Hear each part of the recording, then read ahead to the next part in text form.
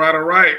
Good evening. Welcome to another live episode of the O&G Strike Zone. Bryan Fulford and Kelvin Rozier here. You not hearing me? Test 1, 2. We're live. Kelvin, you can't hear me. That's not good. I don't know what happens. Hello. Give me a thumbs up in the chat room, people. Let me know that you can hear me. Maybe it's Kelvin's headphones. Give me a thumbs up in the chats. Let me know that you can hear me. Welcome to another live episode of the O&G Strike Zone. All right, James Austin. Thank you, James. You can hear me. Kelvin, how about you? Can you hear me? Kelvin? All right, everybody's hearing me. So they're not hearing you, Kelvin. It's you. Kelvin? All right, so maybe Kelvin's dealing with some technical difficulties at the moment. We'll try to figure out what's going on with here. Let's try it again. Kelvin, are you there? Test 1, 2. Kelvin, are you there? You're on mute right now, if you can hear me. Nope, can't hear you. What happened to that great soundboard that you had all figured out last week? I could hear you just a second ago before we came on the air. All right, do this. Let me see. I just heard something, Kelvin. What'd you do? All right, Kelvin's doing something with his audio. Get it figured out here in a second. Kelvin, can you hear me? Can you hear me? Can you hear me now? All right, log out and log back in, Kelvin. Come back in a second.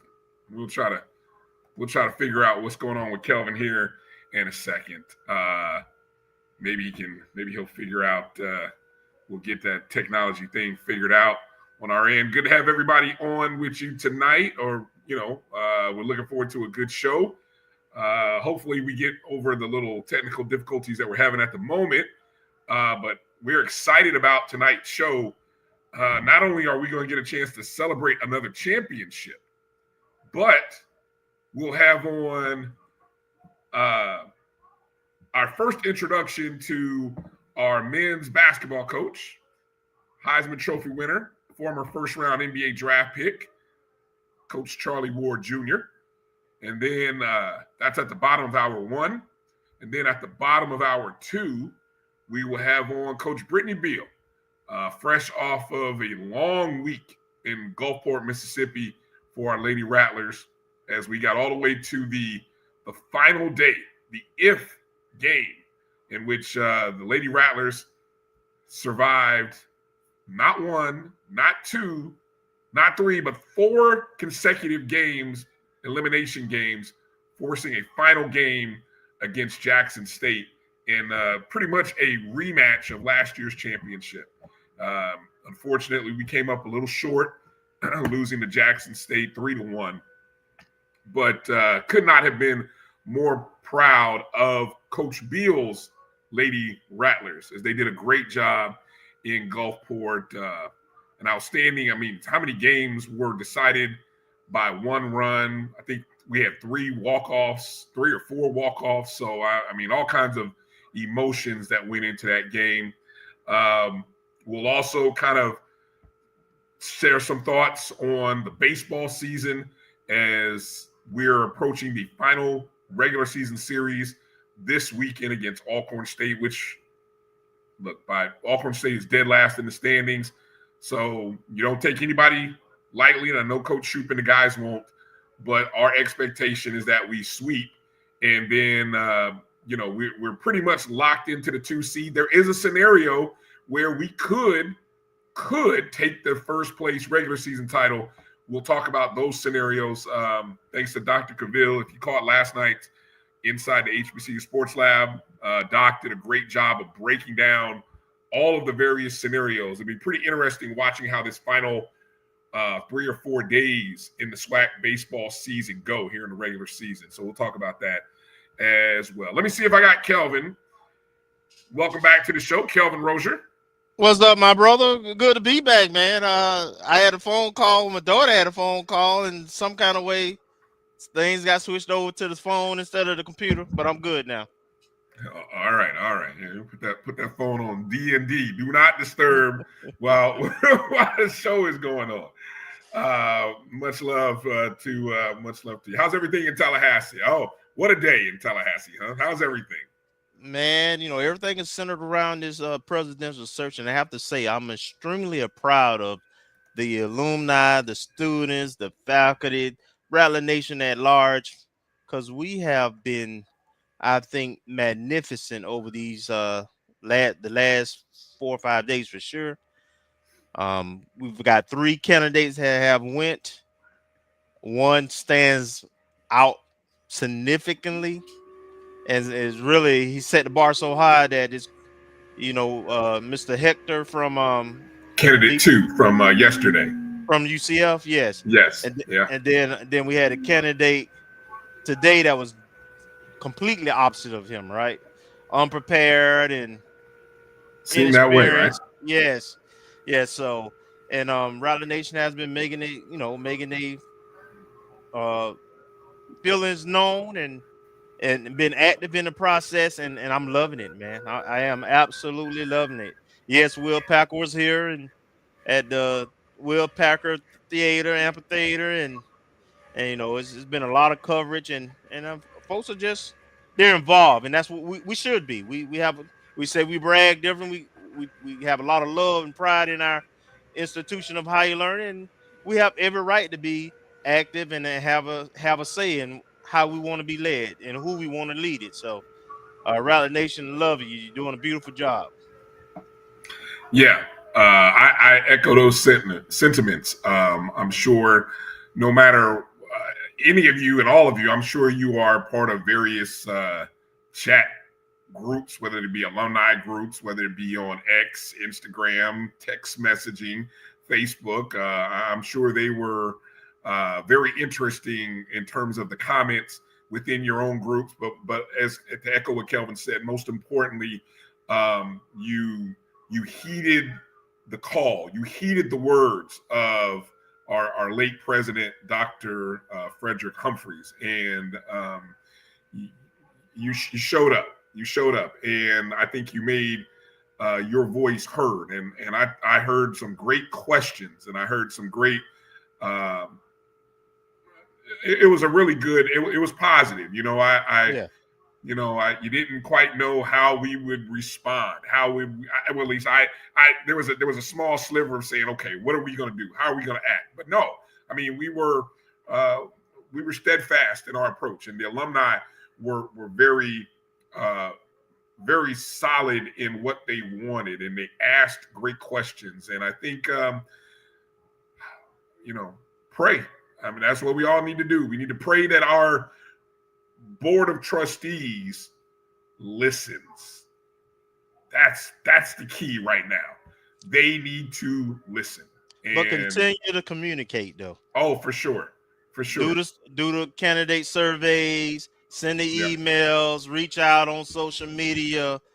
Yeah. Make sure they understand what it is that we advocate for, and that they need to advocate for what we advocate for.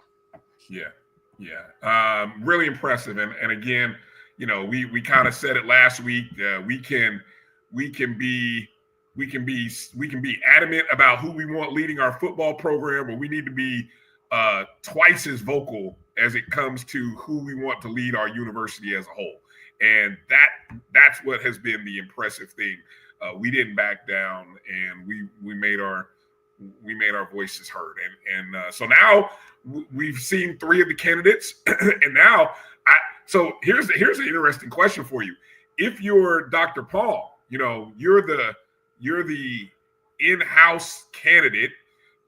In some circles, people might say you're the favorite. You're the nominee of choice by the national alumni, by the that's going to be interesting. Because you had a chance to kind of hear from the other candidates. So it's kind of one of those interesting positions to see what how he steps forward and what he presents that is deserving of all of the the acknowledgments and the recognition that so many are putting on him. So no pressure, Dr. Paul. No pressure. No pressure. I really don't think you have to worry about that because he's extremely knowledgeable, experienced, and competent. And I'm pretty sure he'll come as such. He's done all the accreditations. He's done all the academic side. He's on the operational side. He's left. He's come back. So I anticipate he'll be similar or equal to candidate 2, Mr. Hector. So I'm pretty sure he'll represent himself pretty good. That's amazing. Rattler Nation is something, boy. When we all get on the same page and we're adamant about something, 12,000 and the power of that is significant, So, I'm gonna take that same energy, and I know it's different, but when we are united on something, there's a way to it's amazing to see. So the fact that we can get 12,000 signatures for this, it leaves you optimistic about other things. We talk about our athletic space, and look, this is an athletic themed show, but we talk FAMU culture as well.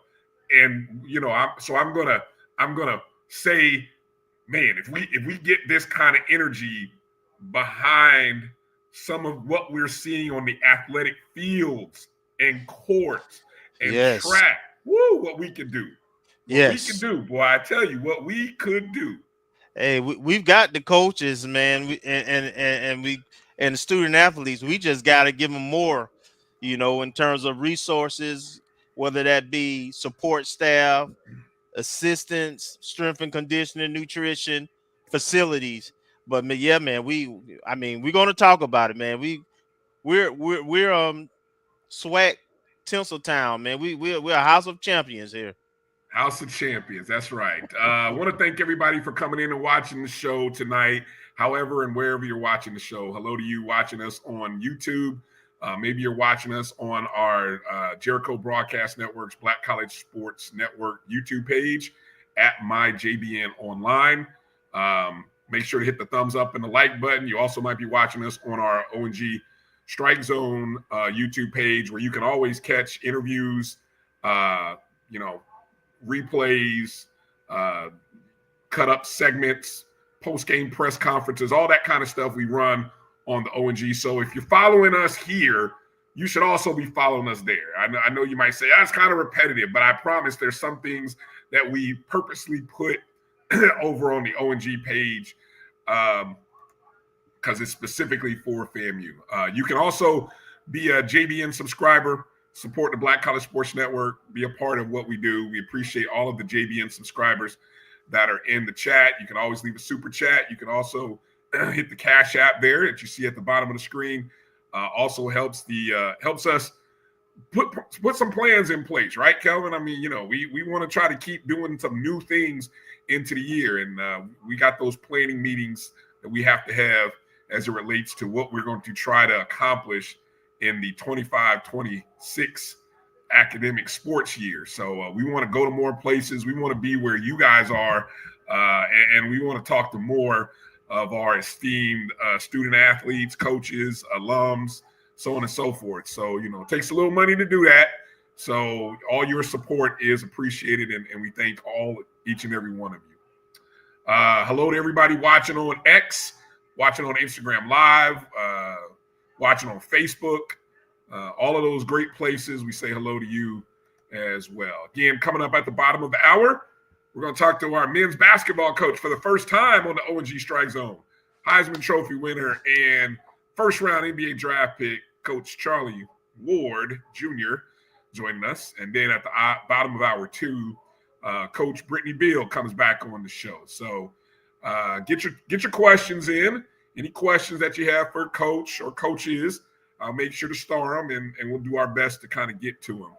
But Kelvin, you know what we like to do? We like to celebrate champions here. So while we have time in the opening segment, I just, we We gotta break it down. We gotta break it down like this. Hold on a second. Let me get it together. Do I got it? Yeah, I got it. The champion trophy goes to, let's hear it for Florida A&M University.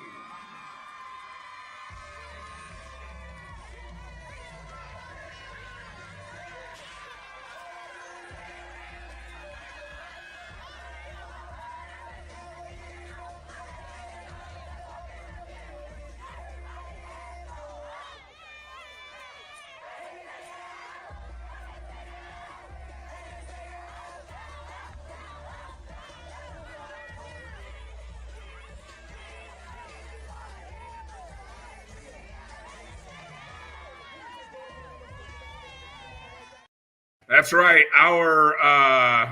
What a wonderful week it has been. The last couple of days. I mean, what an amazing month, really. I mean, man, this is the third championship that we have celebrated in the 2025 year as the Florida A&M women's track and field team won the 2025 SWAC Outdoor Track and Field Championships, amassing 127.5 points. It's the program's first SWAC championship since it's the first SWAC championship, obviously, since we joined the conference. It's the first outdoor conference championship since 2018 when we were in the MEAC. It's the 13th team championship overall. And if you're keeping count, let's see. In the SWAC, that's number 11, correct? In the SWAC. It's also number 4 this academic school year. It's also the 201st. We said that. We kind of hinted at that, Kelvin. Didn't we say there was going to be Absolutely. 201 was loading. So congratulations, there's 201 loaded. And, we've got one more to go. One more championship still floating around out there that is on the line.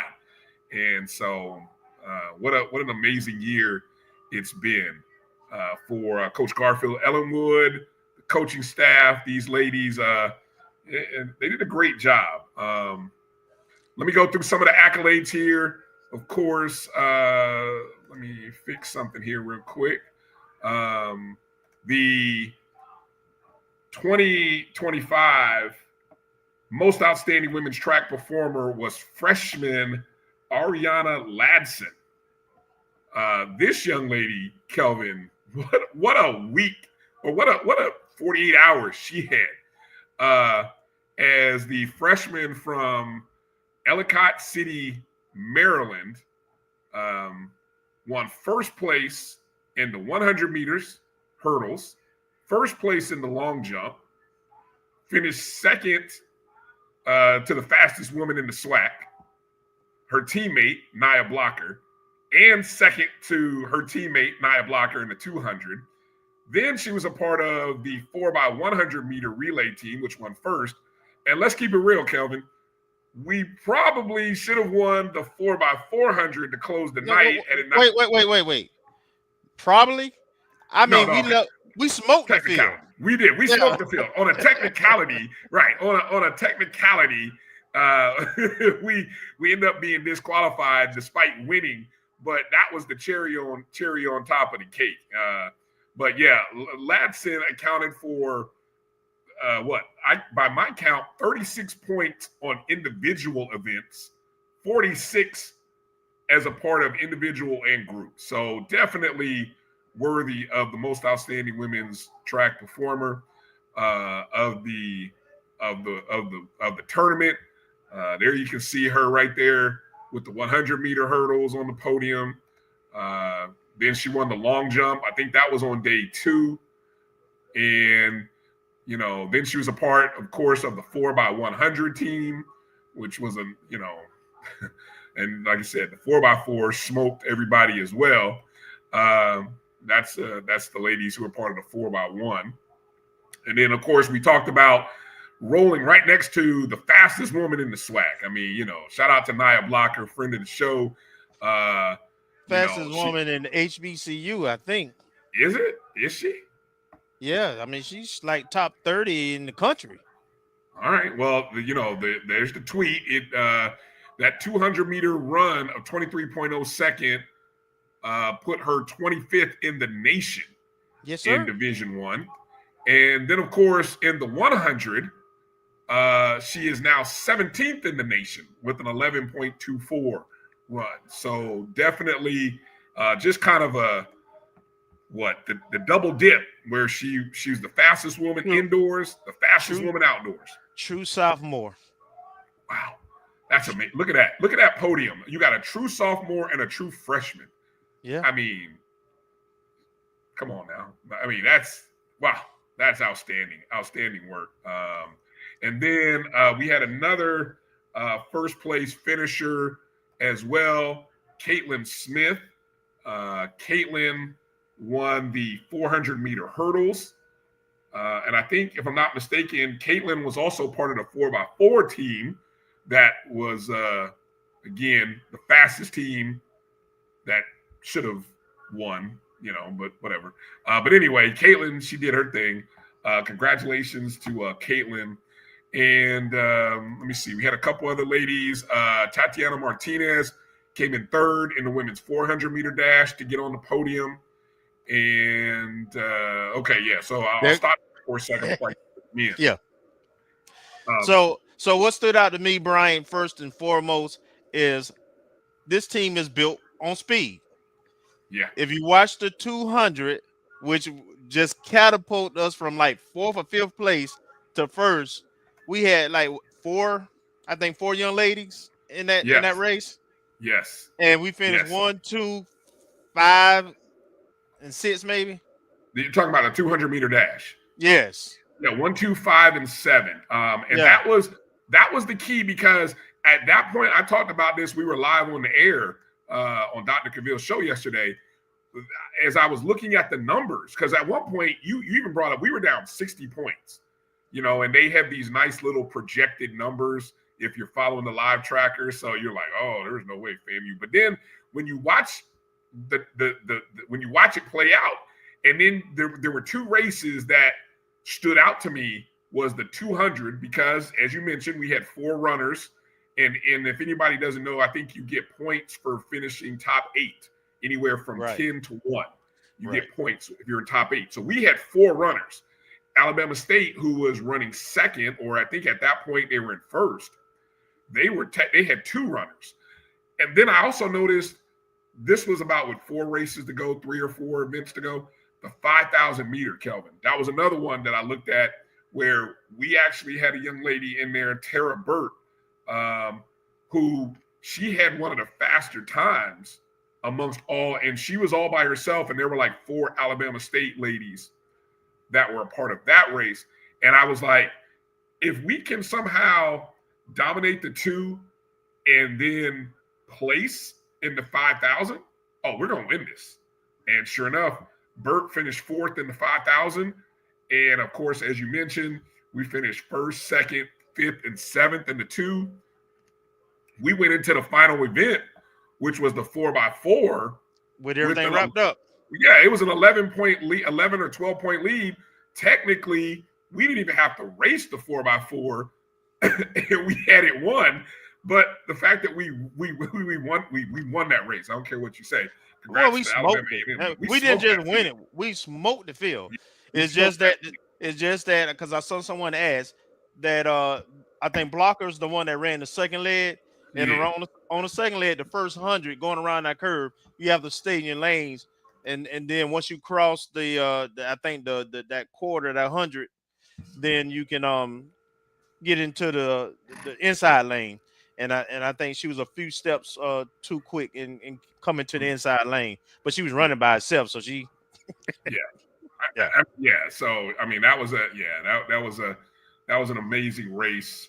So congrats again to and I think for Coach G, that now is that's the career coaching suite for the women, because we've won an indoor and we've won a cross country. Correct. And I think And just in this cycle, we finished second in cross country. Okay. We finished second in indoor, and then we finished Yep. first That's in a good outdoor. point. So Great yeah, point. Great point. Great point. So congrats. Congrats to the ladies. I think we'll have Coach G on probably next week. Is what we're trying to do. Along with some of the student athletes, some of those champions. Yeah, some of those champions. Let me get over to the men here as we get ready to close this segment because they competed well. I was really impressed with how the men played.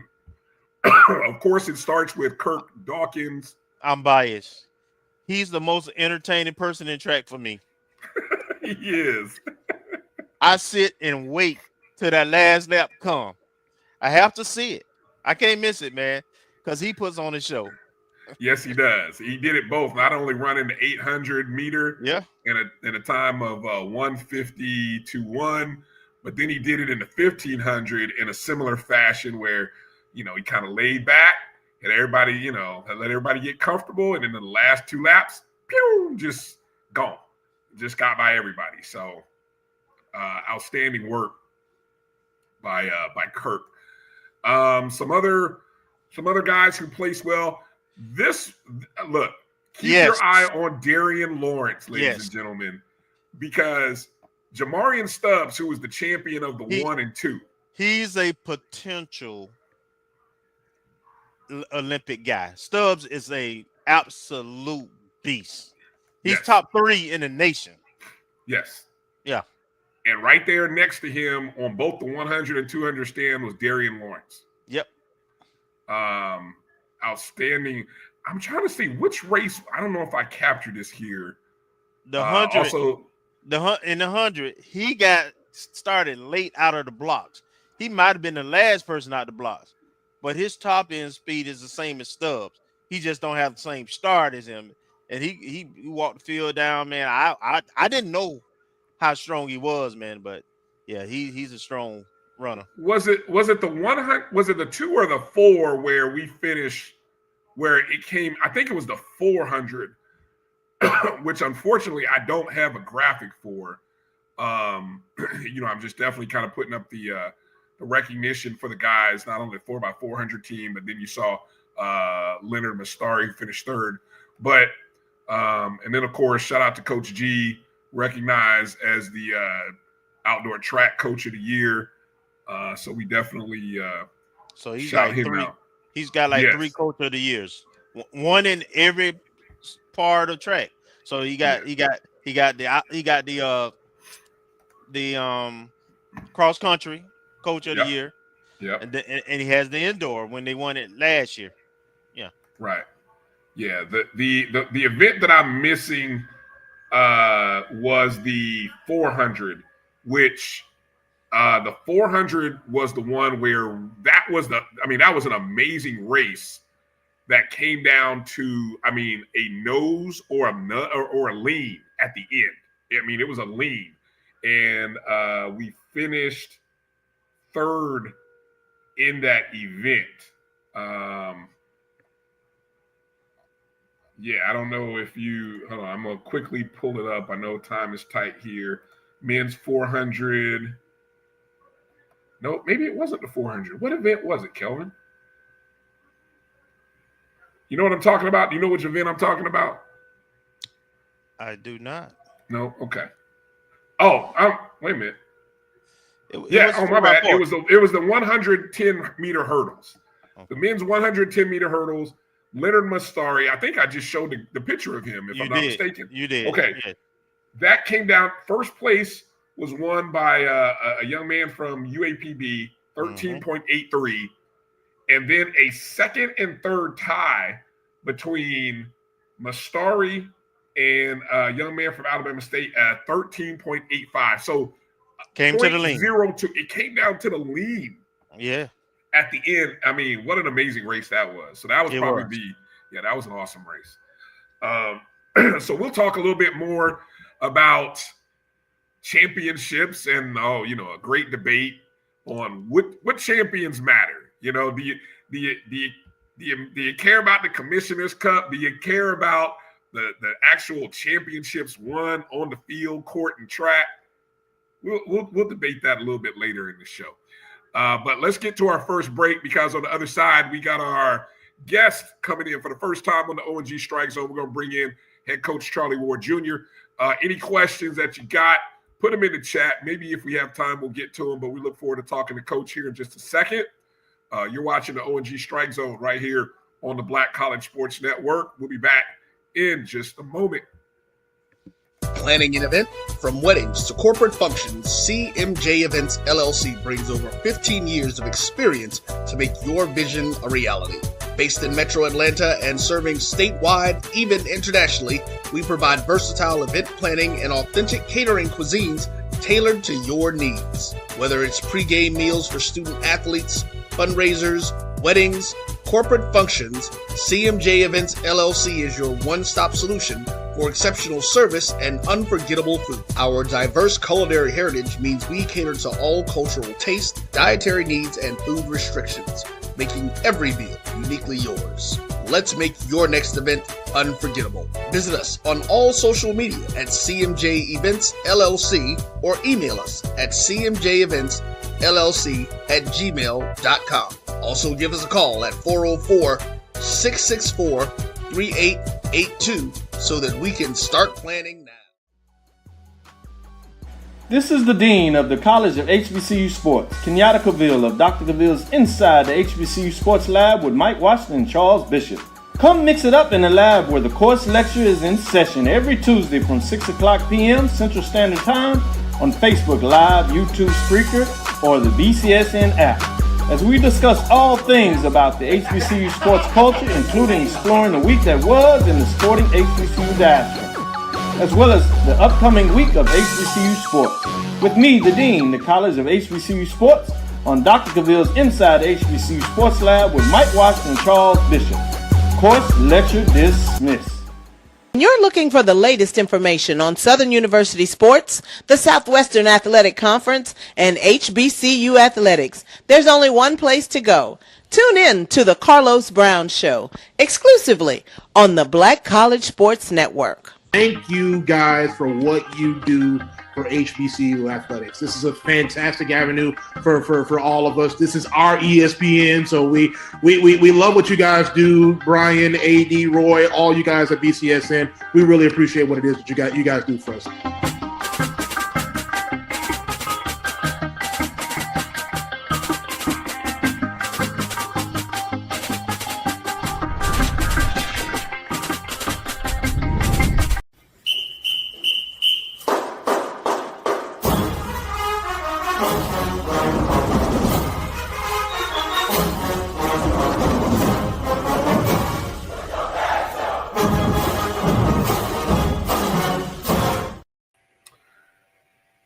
Welcome back to the O&G Strike Zone. Bryan, Kelvin here. And for the first time on the O&G Strike Zone, it's a pleasure to have on our head ball coach of our men's basketball program, Coach Charlie Ward. Coach, how you doing this evening? I'm doing well. I'm hanging in there. lot going on, but enjoying life. Amen. I got to ask, Coach, Are you sneaking peeks in on this Knicks Boston series? I know as a former Knicks, I just got to imagine you got a TV on somewhere in that room that you're in. You may be sneaking peeks at this series. Well, actually just came back from a Tallahassee Reckoning soccer match with my wife and daughter, and I was watching or was sneaking a peek. You know what the score was at the time. It was 59-59. So. Not sure what the score is now, but hopefully we can finish it off tonight. All right. I grew up a Pacer fan, Coach, so I'm gonna just say I'm looking forward to that old Pacers Knicks in the playoffs. It's a special, it's a special series, so I'm looking forward to seeing that series. Yeah. So all right, Coach. So. 2 to 3 weeks or so, a month or so on the job as the head coach of the Florida A&M men's basketball program. What's been the sort of the the reaction? What's it been like now this past month as you've been moving amongst various circles as now you have that new title following your name? Well, we've been fast paced ahead, working to get the coaches onboarded, which is lifeblood for us right now. But we've been blessed to be able to have two guys sign so far. AJ Bolden and Devere Palmer, two very good basketball players from good families. Oh, actually, Devere's from New York, so that's part of a great blessing because I was there for some time. And also, Anquan Bolden, his son, of course, he's a Seminole legend. So grateful to be able to have him on board as well. And so, we've just been working, recruiting, actually heading out this weekend to Atlanta for a JUCO showcase to try to see how we can continue to put together a roster. And then, check in on a couple of guys that will be coming back next year, Caleb Washington and Tyler Shirley. Okay. And so just, pushing forward to try to finalize the roster along with all the other things that you need to fundraising and a lot of meetings trying to put together, solid collaboration projects, collectives, and all those different types of things, just so we can have a chance to be successful on the floor. And so a lot of business meetings, trying to tie that end up so that we can, be in the mix of getting the necessary support for the program, along with putting our guys in good opportunities to be in the community. And be the face of our program, along with whatever businesses they're affiliated with. So, and then on top of that, we're working to get summer school and summer plans ready for the guys. Summer B is our target, and so we're working right now to try to put a good plan in place. Because once we get here, we're going to have to hit the ground running. No doubt. It's a lot of moving parts. It's funny as I hear you talk about all of those things, Coach. I remember there was something that I recall you saying in your introductory press conference that the program that you were just a part of at Florida High, you structured that in a way that it was running like a college program, and so now here you are at a college program. Did that experience help you as you're in this phase of the things you're doing, or maybe are there some things that you're navigating through which you're learning and say, okay, this is new, this is different? Can you kind of give us a little background of what the transition of that organization has been like, that structure has been like for you? Yeah. When I was looking to put together a staff, one of the key components was finding coaches that had been in the college ranks and that had a lot of college experience. I hadn't done college. I've been a professional, coach, and I went straight from that field to high school, and so I've skipped that part, and so I surrounded myself with good college coaches. And then, the high school portion, been able to surround myself with a good high school coach as well. And so, things that I don't know, they answer for me, that's what a team is about. I'm not there because I know everything. And I'm not ashamed to say that I don't know everything. And so that's why I put my team together the way I did.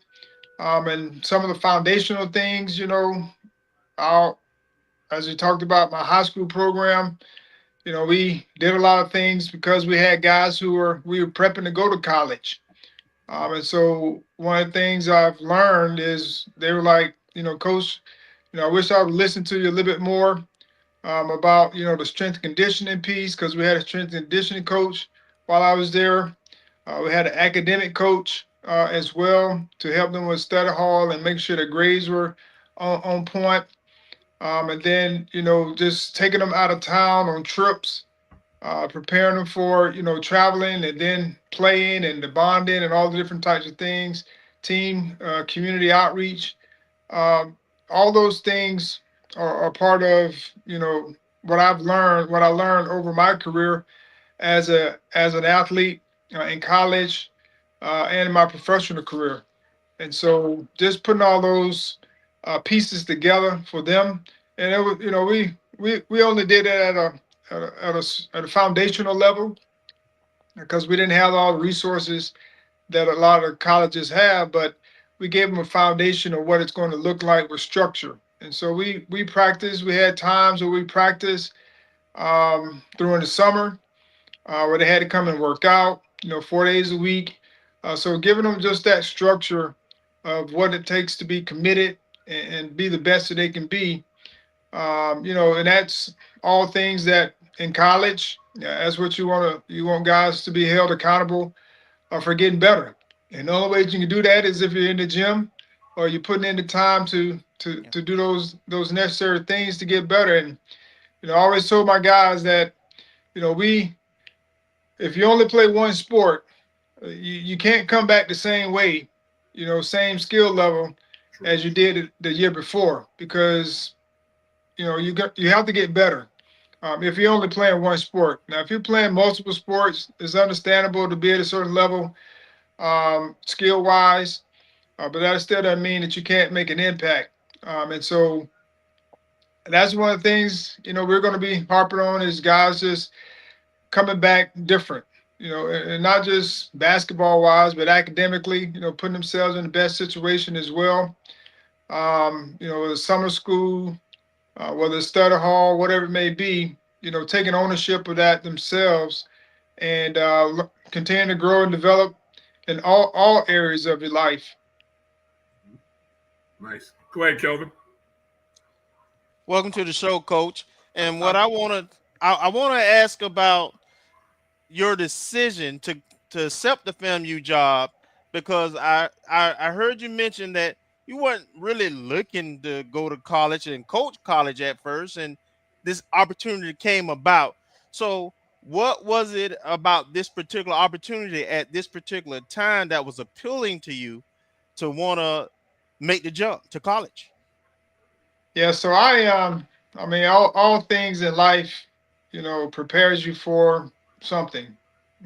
Sometimes we don't know what that something is, but I've been actually coaching the last year or year and a half, 2 years with the junior national team for USA basketball, and that was a lot of high level talent there that I was and had opportunity to be able to coach, and some high quality coaches that I was able to glean from as well. And so being at the Nike Hoop Summit, was a great blessing. And, this really came down to, my wife being open to me moving in a different arena because I was really dead set on, finishing at FSUS for one more year and then transitioning to the project that we're doing as a family foundation, the Champions Ranch. And so that was my plan, my goal. But when my wife texted me and said, AD Suggs is going to be giving you a call, be open-minded. And then I saw her, AD Suggs, message about giving me a call. And after the meeting we had, I called in and I kind of put two and two together. And so it was really just one of those deals where, God had prepared me for this opportunity. And I really wasn't looking for it, but he had prepared me. And it was, the opportunity was afforded to me. And it was really the only job that I could see myself taking because one, it was here in town. I wasn't planning on moving. I was here in Tallahassee. And two, FAMU has a big brand. And I know that all the programs that I've been taking over the past, since I've been coaching high school football and basketball, have all been programs that had great foundation, but needed a little bit of elevation. And so I saw this as an opportunity to be able to uh, do this and take it to another level with resources that would be afforded to us, and be able to bring people on board as well to be able to help support us in that respect. And it's my mom and dad and my sister's alma mater.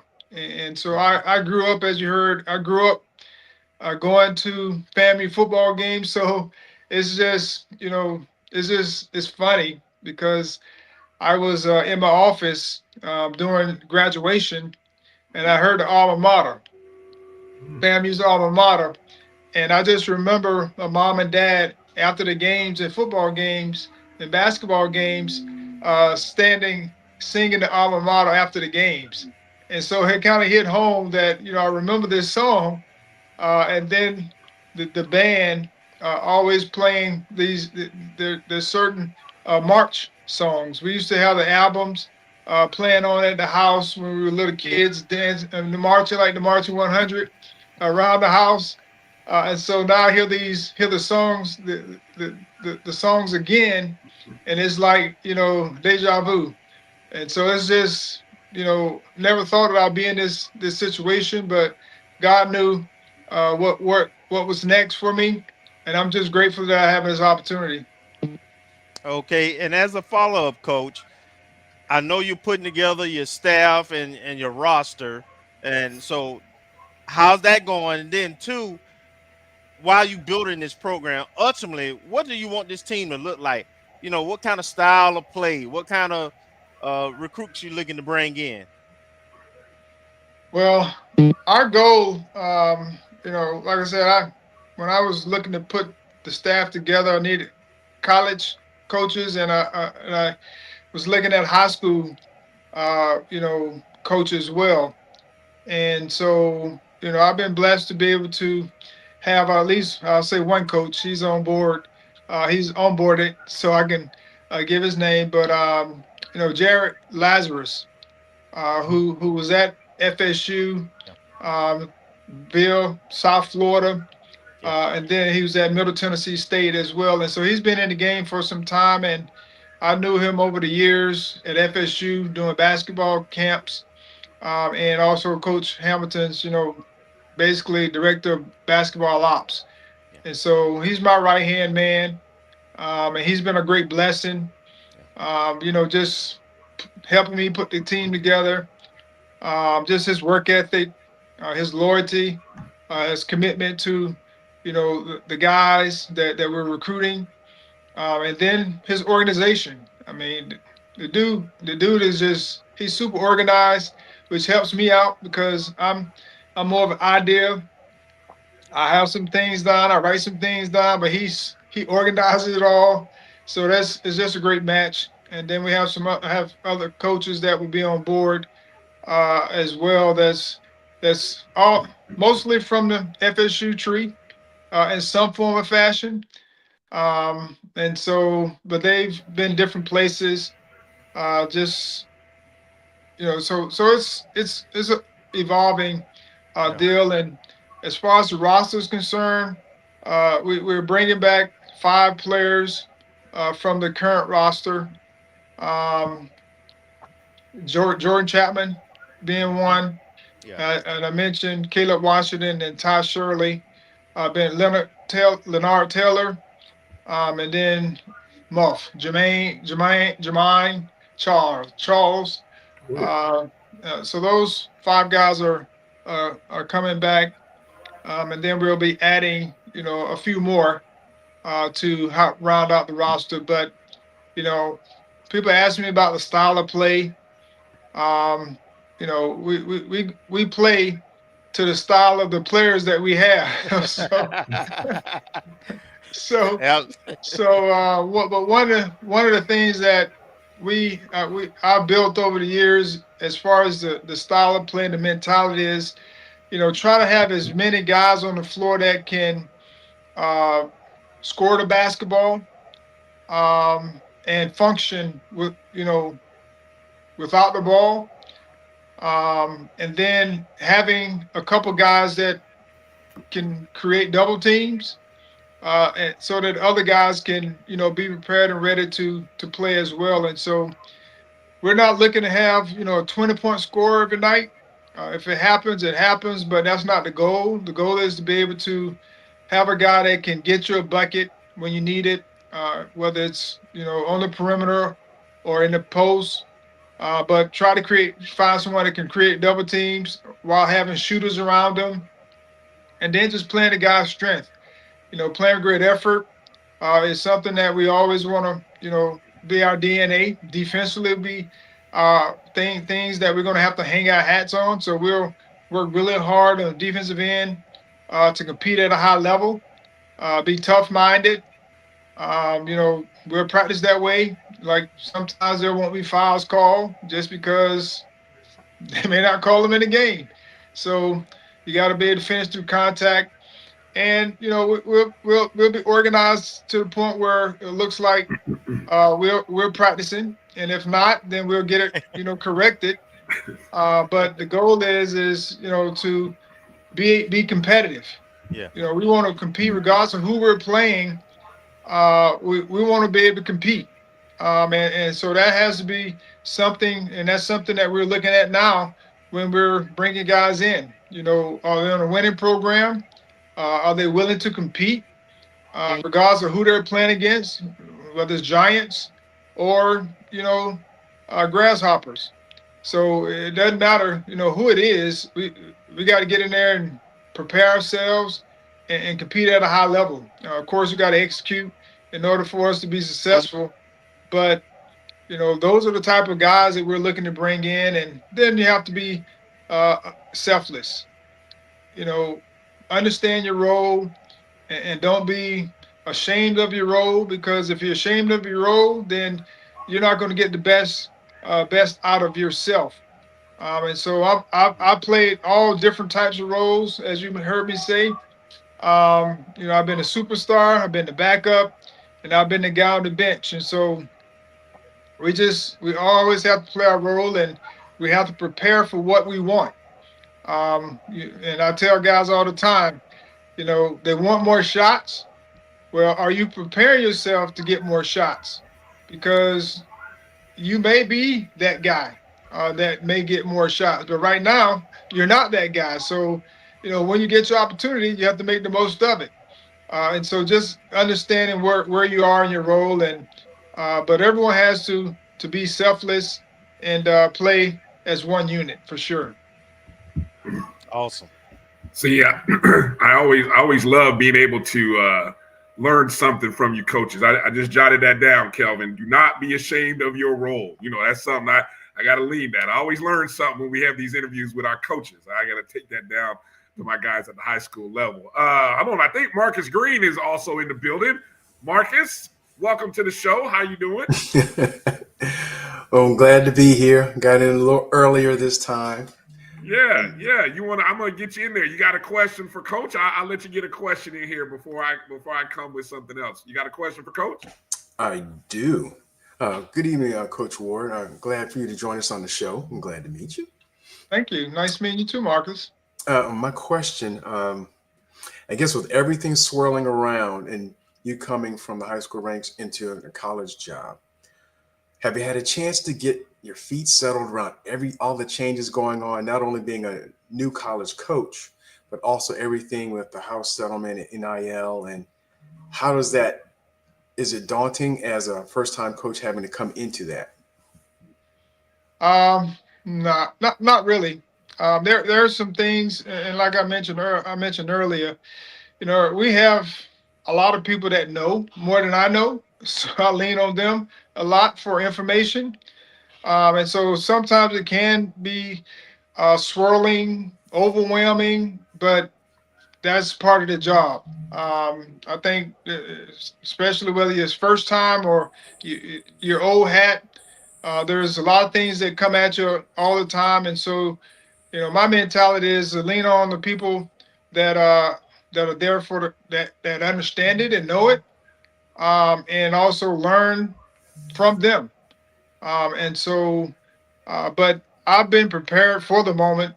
I've been on quite a few boards, colleges.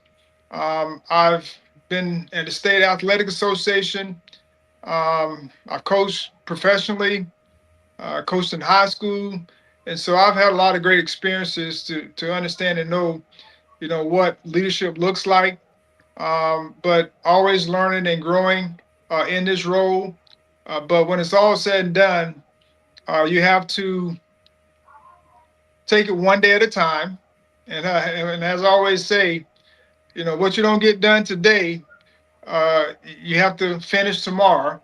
And have to be grateful that you have tomorrow to finish it. And so, whatever you can't get done one day, you have to try to do it the next day and keep those days. I call them stacking days. And so that is something that we always talk about as a team. Is people say, well, you only have 45 minutes. Well, let's get 45 minutes of good work in.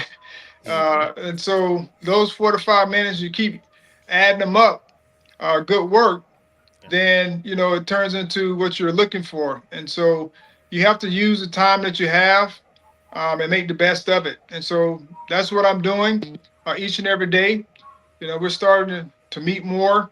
I still have coaches that aren't on board, so they're zooming in and all those types of things. So whatever it takes to make it happen, we're doing that.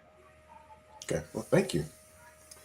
Hey, Coach, from a program perspective, as it relates to not only as you're building the roster and all the other surrounding elements, but the building of your non-conference schedule is always an interesting philosophy at the mid-major level, right, which is where we're at now.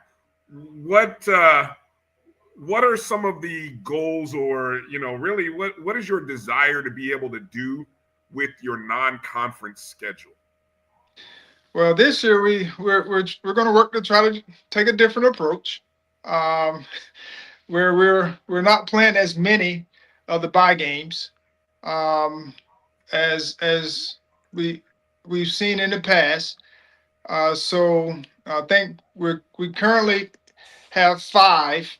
I do believe, just secured USF today. And then we're working to stay within Florida, Georgia. Then we have one trip to Texas. And so we're playing USF, UCF, Georgia Tech, Georgia, and TCU. Those are like the Power 4 teams that we're playing. Then we have Tarleton State, Kennesaw State, and then we'll probably play a team like UWF or Edward Waters. So we're still finalizing those games, and JU. So playing JU twice, and then we're playing in MTE down in Orlando. I think we're playing Tuskegee, and then another HBCU from North Carolina. I'm not sure which one. So it's for us, we wanted to play games that we felt we be competitive. I don't know what our record is, but I want to at least feel like we can be competitive in the games, and we may shock some teams from the Power 4 as well. That's our goal and our mindset. But one of the things we wanted to do was to try to stay as close as possible to our area, to where we didn't have to travel as far, so that we can, save a little bit on the budget, and also be able to do some different travel things in conference. Because to us, being able to travel in conference on a plane as opposed to a bus is very, very important. Gotcha. And with that schedule, it sounds like it's first off, it sounds like a great schedule for people to be able to get to around, if we said the 4-hour radius of Tallahassee. But what about home games? Because, we have seen seasons where we have seen 0-1 home game. What's your thought, and what are we trying to do? What are you hoping to be able to do in terms of provide some home games in the non-conference so that folks can get a chance to get to know the players, get to see things before it gets hot and heavy in the conference season? Yeah, that's a good point. We do have a few home games mixed into that schedule that I just talked about in the month of November and December. And so there'll be a few home games. I'm not sure how many, but I do know the Kennesaw State game will be at home, and that's the second game of the year. So we did beat that record from the past, where there were no home games to my knowledge, before November like 22nd or something. So and I think we may have another home game mixed in there as well. Maybe two or three more home games mixed in there. So I know there'll be a exhibition game that will be at home. Good. So that'll be one thing that we're looking to do, because we understand we want to play home because it's new for us, and we want to get people excited about what we're doing. And we're also looking to potentially have a Midnight Madness as well. Haven't talked to Coach Gordon yet, but hopefully we can do something with the ladies, Midnight Madness, to be able to attract some more bigger crowd as well. Not sure, maybe DJ Demps may want to do something with us. Just throwing that out there, DJ Demps. But it's we just want to create some excitement. We're going to be looking to build a great team, and then create some excitement around the season.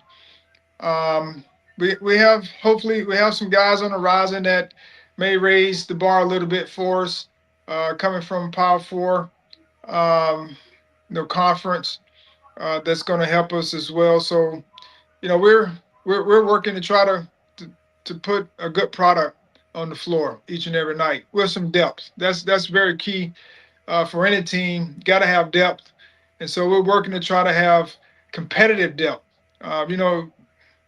That if something does happen with the starter, the guy that's coming in can pick up where that guy's left off. And so that's what we're looking to do right now, is build that competitive depth.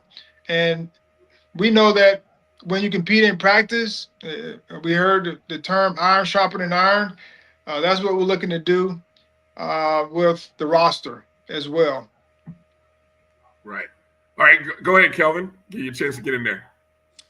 Coach, I wonder if you had a chance to kind of get a feel or just look at the landscape of the SWAC basketball scene just in general.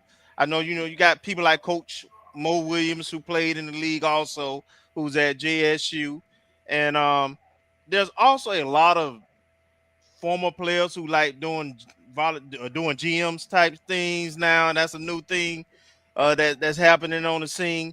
Are you looking to do any of that yourself? Yes, we are. We're digging, trying to make something happen in a lot of areas. So with the GM piece, so that's something we're looking into right now. If we can get what we want, it will be a big splash for us. I'll just say that. And it would be a big hit for our team, our community, to be able to galvanize around. If we can get the GM that we want, which will be great for us. But just being able to partner with that guy that I'm talking about will be a big lift, which we've kind of partnered with him in some form of fashion already. So it will just be a big lift for us when it comes to that part. And then the SWAC is a competitive league with some great coaches. And I think everyone's goal is to win the SWAC. And once you win the SWAC, you get an opportunity to go to the NCAA tournament. And so that's our goal as well. So we're not going to, people like probably looking at, well, this is your first year. You come from high school, your high school coach. I mean, we got to coach, we got to make adjustments, we got to prepare, we got to put a game plan together. All those things, regardless of what level you're at, if you're a quality coach, you have to put those things together. And over my career, I've had great coaches, and we've done, great work, especially at the high school level, as far as basketball is concerned, putting the guys in the right positions to be successful, and then learning from your mistakes. And so, regardless of which level you're at, those things are still the same. We're gonna win some games, we're gonna lose some games, but what do we learn from both scenarios is the key moving forward, and the work that we put in. And so we're gonna do work to do our part. We're trying to elevate our relationships on campus to be able to help support the things that we're trying to do, whether it's strength and conditioning, whether it's data analytics, health wise, nutrition, weight room, all those things we're trying to improve so that we can have a chance to be successful, on the court, off the court, academic support, business relationships, all those things are going to be important for us if we're going to move the needle towards what everybody say they want. And so we just want to be able to do our part and help build those relationships and help put our guys in the best situation to be successful. All right. Marcus, let you get the last question in with Coach. You're on mute. Thank you. Thank you for that. What would you say, and I don't know if it was asked earlier, so I do apologize for being late. In terms of coaching inspiration, which coach has left the biggest imprint on you as far as your coaching style? Man, I've had so many great coaches. I've taken something from all of them. Start with my dad. My dad was a father figure to his players, along with myself. And so I got a chance to grow up in that type of environment. He's very tough on them and me as well, because he coached me. And so I understood, what accountability looks like. Of course, he's old school. And so you had the old school principles, as you mentioned. I mean, he played for Jake Gaither. And so, they were tough. They were tough-minded. And they came to work because they were 3 deep at every position. And so if you didn't come to work, you were going to be behind. So he learned discipline, he learned, work ethic, and he taught that to us as well. And I had a coach, my high school football head coach, was a Christian. He loved people. He didn't curse. And so I learned a lot from him. And then, of course, Coach Bowden, his 2 words to me when I became a head coach was be fair and honest. And that's the way he lived his life. That's the way he coached. He allowed his coaches to coach an area, and he kind of oversaw them. And so that's something that I work to try to do is delegate to my coaches, give them areas of responsibilities, because they one day they're going to move on to bigger things. I mean, I understand that. And that's what I want, to give them those opportunities to be able to grow in the profession. And, I had a quarterback coach, Coach Mark Rick. He was a family man. and his family used to come to practice, and got a chance to know him as a family man, along with being a great quality coach. And so that's something that I admired about him is, he was at work a lot, but he allowed his family to be around, and they wanted to be around. And so that's something that I admired about him. I mean, I coached. I got coached by Pat Riley, Don Nelson, Jeff Van Gundy, Don Chaney, Wow. Greg Popovich, and then I got a chance to work with Coach Jeff Van Gundy with the Houston Rockets, and all those guys, they minus Nelly. I'll just say that they prepares you really, really well. They're very detail oriented, and you felt going into a game that you were prepared to play. And then, just the work ethic part, doing extra was a part of that whole regime as well. But the thing that I learned from Coach Nelson was he was a point forward type of guy. And so he always wanted to have a point forward. And that's something that if you follow my career, as a high school coach, being able to have a guy that can handle the basketball at that point forward position, it gives you a great advantage because there are a lot of mismatches that you can exploit with small, big pick and rolls to be able to create those mismatches, those matchups that you look for. And so that's something I learned from him, along with being able to watch what's going on in the NBA today.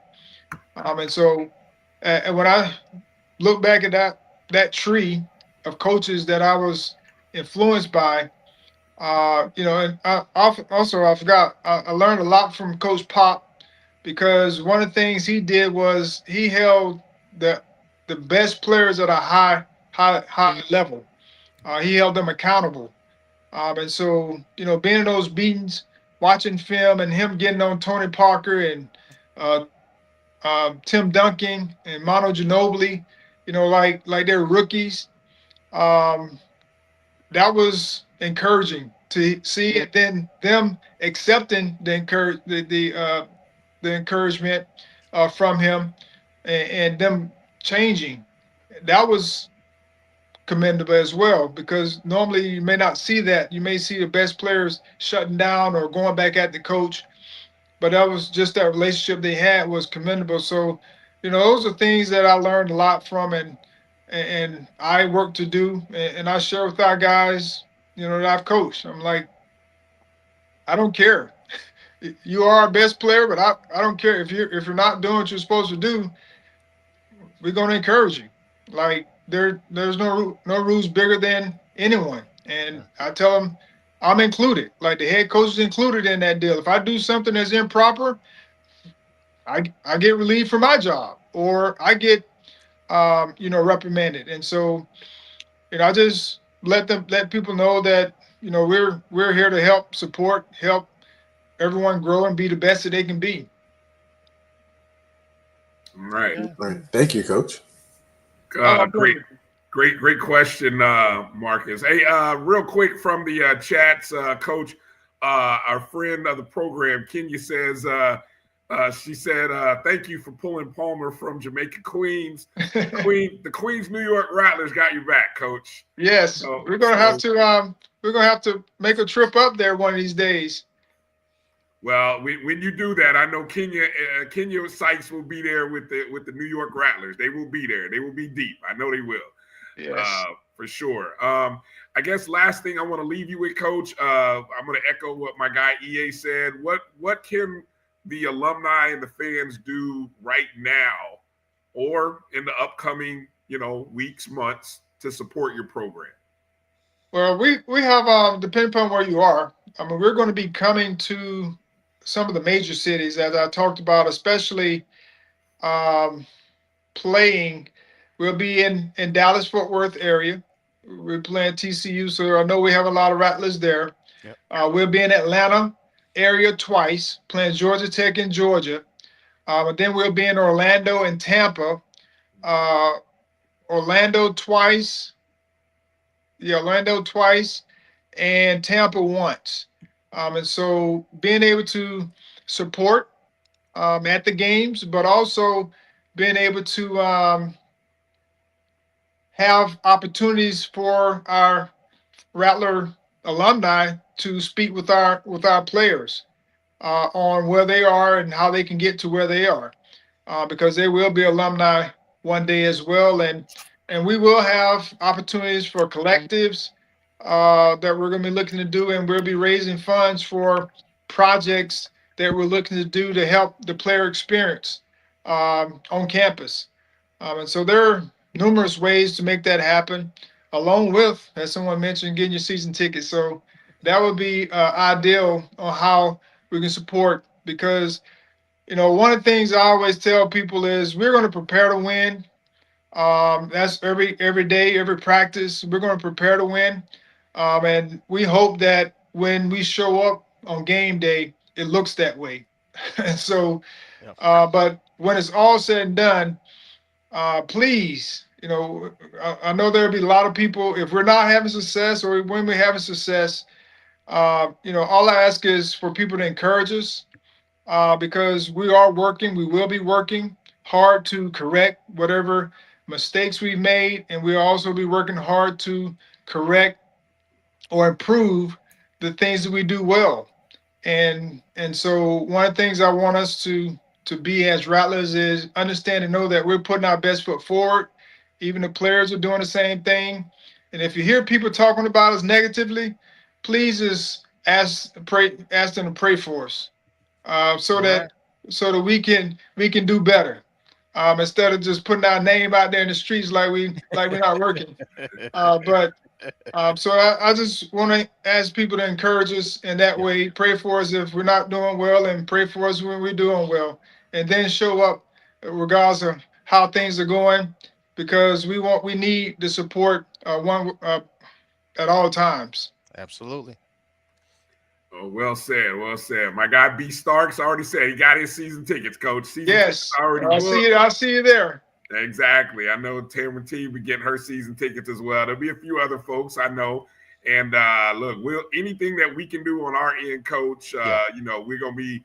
We sponsored a season ticket package last year. I know we'll try to do that again this year. And anytime that you have something you want to share with the show, feel free to, whether you tag us on X or whether you want to come on the show.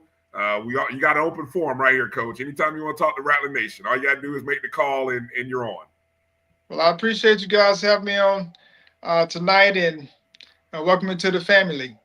Yes, indeed. It's a pleasure. Thank you, Coach. Thank you, Coach. Can't wait to see how everything keeps moving, and we're looking forward to talking to you more down the road. All right, thanks. All right, thanks for your time tonight, Coach. Be well. All right. Oh, wow. Awesome stuff. Mm-hmm. Yeah. Once again, our head ball coach, Coach Charlie Ward Jr. Good stuff. All right. So a couple takeaways. I was jotting notes. I saw Road Dogg asking a couple questions again. Look, we got a little breaking news in this one, man. Uh-huh. How about that? Coach dropped some nuggets on the schedule.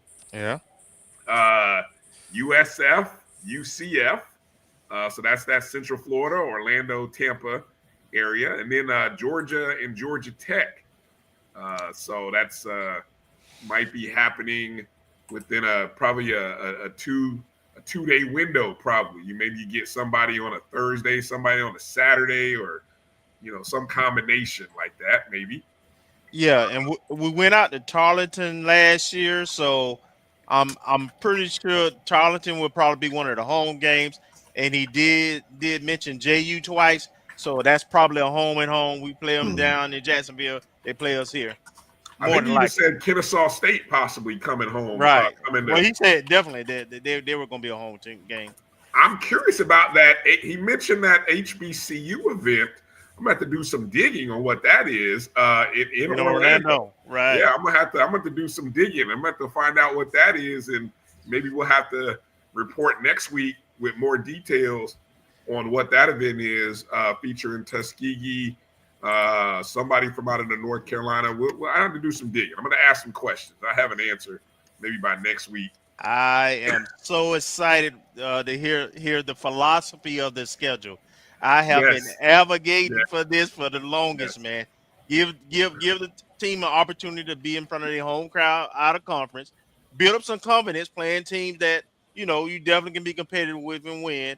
Get some W's on the board and get the fan base, the students, the alumni excited. It's tough to get excited when you play you playing 10 power fours and you're coming out of conference 1-9. It's just tough. It is. And it's a change in the philosophy. Also, if you think about it as far as budgeting, because we know why we've had to play those 8 or 9 power 4 or 5 teams. I mean, because you're trying to build your budget. Well, if you're getting money from other places, right? Okay, now we don't have to play 8. We can go play the 5. Right. And then, like you said, now you can mix in some other games, which open up the door for some home games, some mid-major matches that might be a little more competitive. But like I said, I know, Coach, we're going into every game trying to win. Right. But, we understand what it is. I mean, in some of those games. I'm interested to see that little tease Coach dropped about GM. The GM thing. Hey, in the chat room right now, I have an idea. Wrong answers only. Who do you all think Coach is going after to be the GM? Wrong answers only. And I saw someone mention Shaq. Let's just say Shaq is already committed to Sacramento State, where his old teammate Mike Bibby and now his son is. So we can cross Shaq off the list. So I don't know. That's interesting. That's interesting. Very interesting. Consider what kind. Wait a minute. I think I got the hat on. What you got on? What is that? Yep, that's what I was thinking too. Yeah, he said we already have a relationship with him, kind of, sort of. I'm just telling you. I dream big. Hey, look. Vince Carter. I don't know. I don't know about that one. I have little baby. I have no idea where that one just came from. That's oh my gosh, little baby, like Sean Kemp. Really? Where is he at these days? Okay. Hey, now that's an interesting one. Might be a different James that you saw there. Now LeBron. Hey, unless LeBron is retiring this year, I might be kind of difficult. Can you be a GM at a college level and still be playing professionally? That's interesting. Yeah, I'll send you this article. There's at least 2 or 3 current players who are young who are GMs. Really? Trae Young is the GM at Oklahoma. What's the other guy? I know Terrence, that. Wow. Okay. Terrence, I can't think of his name. He just graduated from Louisville a couple years ago. Terrence something. He plays for the Hawks as well. And I thought Steph Curry was being a GM for Davidson. Wow. So there's like 3 or 4 active players who are Terrence Knight. Is it Terrence Knight that plays for the Hawks? He's doing it for Louisville. So there's like 3 or 4 current players who are, I don't know if you call it volunteering. I don't know what you're calling players being that's interesting. That's interesting. Well, and if things come through, and I've been working on it and trying to get a commitment, but we may have the person I've been trying to get on who's non-FAMU related, but he's taking a role as a GM at a Power 4 conference. But there you go. There's an interesting probe his brain and have him give us some information if he's available. I don't know. We can check the private chat. I just saw that. See, little baby, you're just throwing names out now. You're just throwing names. Okay. See, Gerald said that's who you might be thinking of. No. Yes. You're thinking who? Allen Houston? You guys are just throwing out old Nick teammates of Charlie Ward's old teammates. That's what you guys are doing right now. I see what you guys are doing. You're just going through the roster and checking, just throwing names out. But I love it. I'm all for it. Hey, I'm all for it. Kylan wins. Kylan wins. I'm not putting that up there. Yes, Kylan wins. It's time to go to commercial. Kylan, you're we be getting a lot of recruits then. Yeah, you're a fool. You're a fool, boy. Good Lord. All right. So good stuff. Hey, let's get ready to take our next break, second break of the show, and come back and let's talk to Coach Brittany Beall on the other side as the team is back home and we kind of do a little post-tournament recap on a long week. But what an outstanding week it was. Came up a game short, but I still wouldn't. I mean, a great experience. We saw a lot of heart, and we saw some amazing softball, some exciting games. So we'll talk to Coach about all that we saw and heard over the past week. Right on the other side of this break, you're watching the ONG Strike Zone right here on the Black College Sports Network. We'll be back in just a moment. Since 2002, Empowerment Resources, Inc., a nonprofit organization, has empowered more than 1,500 youth and adults in Duval and surrounding counties. Through its programs, Journey into Womanhood, Girls Mentoring, Life Skills for Teens, and Parenting Education Coaching. To get involved with programs, volunteer, or donate, visit www.empowermentresourcesinc.org. Follow us on social media, facebook.com/empowerment.resources and Instagram.com/empowermentJAX.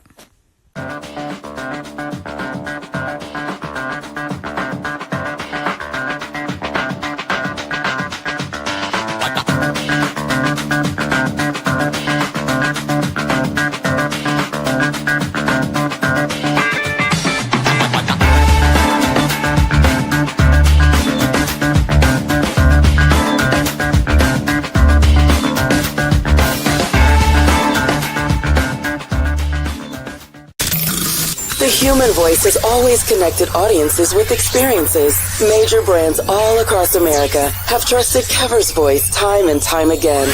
Conversational, powerhouse, intelligent, and sincere. That's the voice you need for your creative marketing process. KEAVERSVOICE.com. Kever's Voice, Kever's Voice, KeversVoice.com. Always on, all the time. It's never too early to plant the seed, to share the tradition, and instill a sense of pride in your HBCU with your little ones. HBCU Pride and Joy Children's Boutique helps you share your school spirit with a wide selection of adorable kids' apparel and accessories officially licensed from your favorite HBCU. Visit hbcupridejoy.com and follow us on all social media at HBCU Pride Joy on Facebook and Twitter. When it comes to professional learning, teachers deserve better. From the leader in online learning, Stride brings you the Stride Professional Development Center, an on-demand library of mobile-friendly courses that gives teachers choice and flexibility, allowing them to learn anytime and anywhere. Our dynamic courses provide bite-sized learning and help educators advance their knowledge while also gaining professional development hours. It's time you take charge of your learning. Visit us today to get started.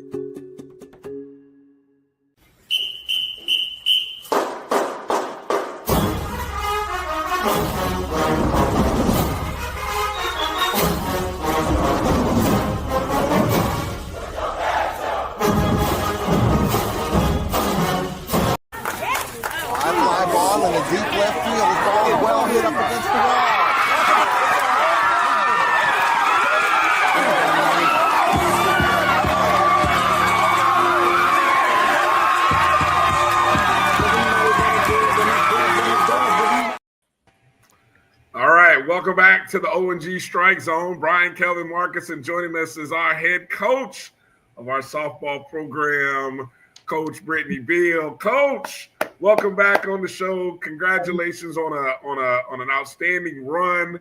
Wow, what an amazing season it was. And I mean, obviously, there were so many. I mean, that highlight that we played coming in was just one of, I don't know, what, four walk-off moments during the course of what seemed like a long week. I lost count of days. I mean, what was it? What was the experience just overall, Coach? I mean, did you lose count of days and just almost started building a residence in Gulfport? I mean, what was it like out there? Well, yeah, you know, with the rain delay, that one game or the one day, I was like, man, it feels like we've been here forever. But the hotel was great. It was very homely, so we felt like we were, you know, they took care of us. We had our separate little own room for breakfast and for film, so it was nice to have those accommodations. So it was long, but it was worth it. It was worth all of it. So I mean, the one impression that I have, and I don't know if a lot of people saw it, and I'd love for you to share your thoughts at the end of the game. While you're seeing our opponents celebrate, I look into right field in the background of all that, and I see you out there in right field, and I saw that, and I'm just thinking to myself, I know that feeling. I know. I bet coaches I couldn't tell whether you were looking at them or kind of looking towards the outfield, just kind of processing everything. Can you share what you were experiencing, what you were feeling, just maybe in that moment while you were out there, kind of in right field as everything was over? As a coach, you know, you have to process your feelings as well. So I just needed a time for myself, and I was visualizing them celebrate. And I think that, you know, as a coach, you start to think about all the things that went on in the game. And, you know, one of those things is shoulda, coulda, woulda, you know, just for your coach's, you know, guilt, I guess, your heart. But I wanted to make sure that I took it in as a coach too, to see how it felt, to see how I don't want to feel next year, but just to kind of take in the moment. So before the game and before all the games of the SWAC tournament, you know, I had a deep conversation with my outfielders, because that's primarily who I do deal with on defense, and just about how, you know, whatever's written is already written. And we just have to make sure that we put our best foot forward. And at the end of the day, of course, right after the game, you know, I was upset because I wanted it so bad for those seniors and wanted it so bad for the team in general, because they worked their tails off all season long. From not having a coach, you know, to coming in October, me coming in, shaking things up for them. And I think just taking myself out of that, I think that deep down inside, I wanted it bad for them. And I know that we're going to get there again for next year. But it's all about a process. And then when I start thinking about, you know, the seasons, and I start thinking about the wins and coming out loser brackets, I was like, there's nothing that we should hang our head, you know, down for. The girls worked extremely hard, and they did everything that we could have ever asked for them this season. It's kind of where what I thought there. Good to know that. Go ahead, Kelvin. Go ahead, Coach. I gotta ask some questions because I watch every game, and I'm confused. Maybe I had it wrong. Explain to me, one, the rule where they called the run out. I think it was Spooner, when the young lady hit the ball, the pitcher hit the ball, they changed the trajectory, and they called her out. Was that correct? In my opinion, I say it was incorrect. But they tried to tell me that she was going for the ball, and I'm like, well, the ball was deflected, and she had no play. I mean, correct. She was not. I mean, and Alana Scott, she's a great shortstop. She's actually one of the ones I picked for the conference award. She's great shortstop. I'm not taking anything from her. But she would have never got that ball. Got that ball because it was ricocheted off. And there's some things that I think happened within all the games where they could have been like, you know, but at the same time, I felt like I kind of challenged, you know, the umpires a little bit to kind of make those calls. And as an umpire, I get it. You know, you make a call, then you have to stand on that call. But that's why you have 3 other people. And that's also why you have a, you know, the headset where we can read the reads. So that's what they told me. And you know, me being the new fish in the pond, you know, I can push, but you know, there's only so much I can do, you know, being new in the SWAC. Okay. My next question. Did they give you a warning? And what did they give you a warning for? Well, because I wanted to, I was upset because I was like, I can get aggressive, but I wasn't disrespectful. I wasn't loud. I came to him because when I call time and people make or umpires make calls, I like to know just so for knowledge reasons too. So I want to understand so that if that brings it up again, I know how to navigate me as a coach standing up for my, team of what I think is wrong or right, as any coach would. So I think it got to the point where it felt like I was being rushed. You know what I mean? Like go, go, go, go, go, go. But I'm like, no, like I need to understand so then I can go back to my team and I can tell them the reasons why. But he said he had to give it to me because people were watching. So, I mean, I just kind of walked away and I just said, okay, but I mean, at the end of the day, I take umpiring is hard. And I did speak with the head umpire and we talked and, we had a long conversation about, just the way that maybe some umpires, every umpire is different and they like certain things a certain way, which I respect that. There's nothing that I would do disrespectful to an umpire. But again, I like to know. I like to know the reasoning why this and that. And some umpires will explain this is the reason why. And I appreciate that. And some umpires, they don't. So. Okay. So I got one other question. Then I let Marcus get in. Trying to come out of the losers bracket. That's a lot of games. I think we ended up playing 7 versus JSU that only had to play like 4. As a 1 seed, I made a suggestion. Maybe I know in the ACC tournament they do it where the top seeds get buys the first day or something like that. Is that something? Are you looking at that now that you've experienced the tournament? And are you looking to give some input on some potential improvements? Yeah, and the number, I think it really starts back to with the regular season, because we saw Alabama State. That was our 7th game with them. No, we played 8 games with them because you're gonna remember home and away 3 times each. We saw them that second day, and then we saw them that that Friday, Saturday, Thursday, whatever game that was.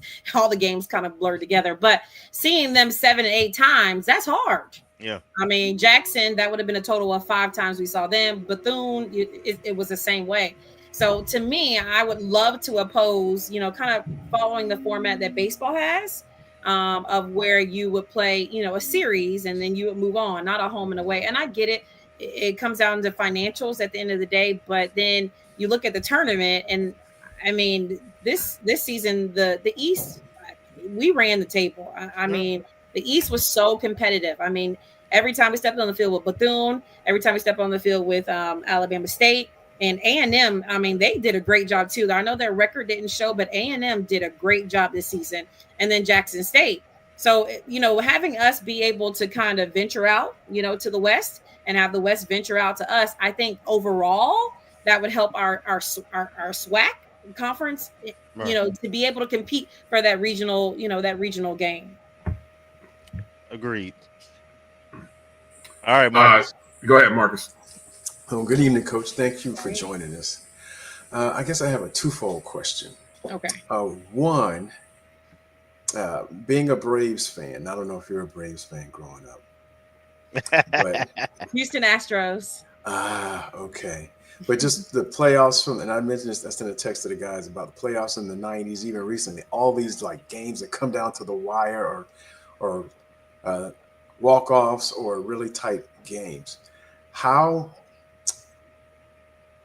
want to ask, I guess, how do you manage through those games in those tight moments, and how do you think the players reacted or performed during those tight games?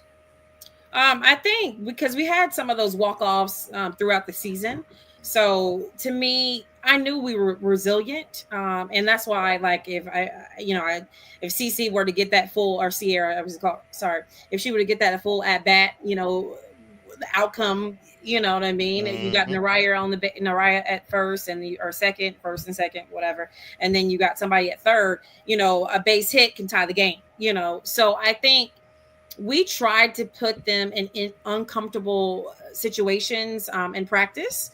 And then, throughout the season, Bethune, I think it happened Bethune. It happened in, what else did it happen in? It happened in a few other games where we showed that fight and that grit. And I mean, 1 through 9, I would take my 1 through 9, any day.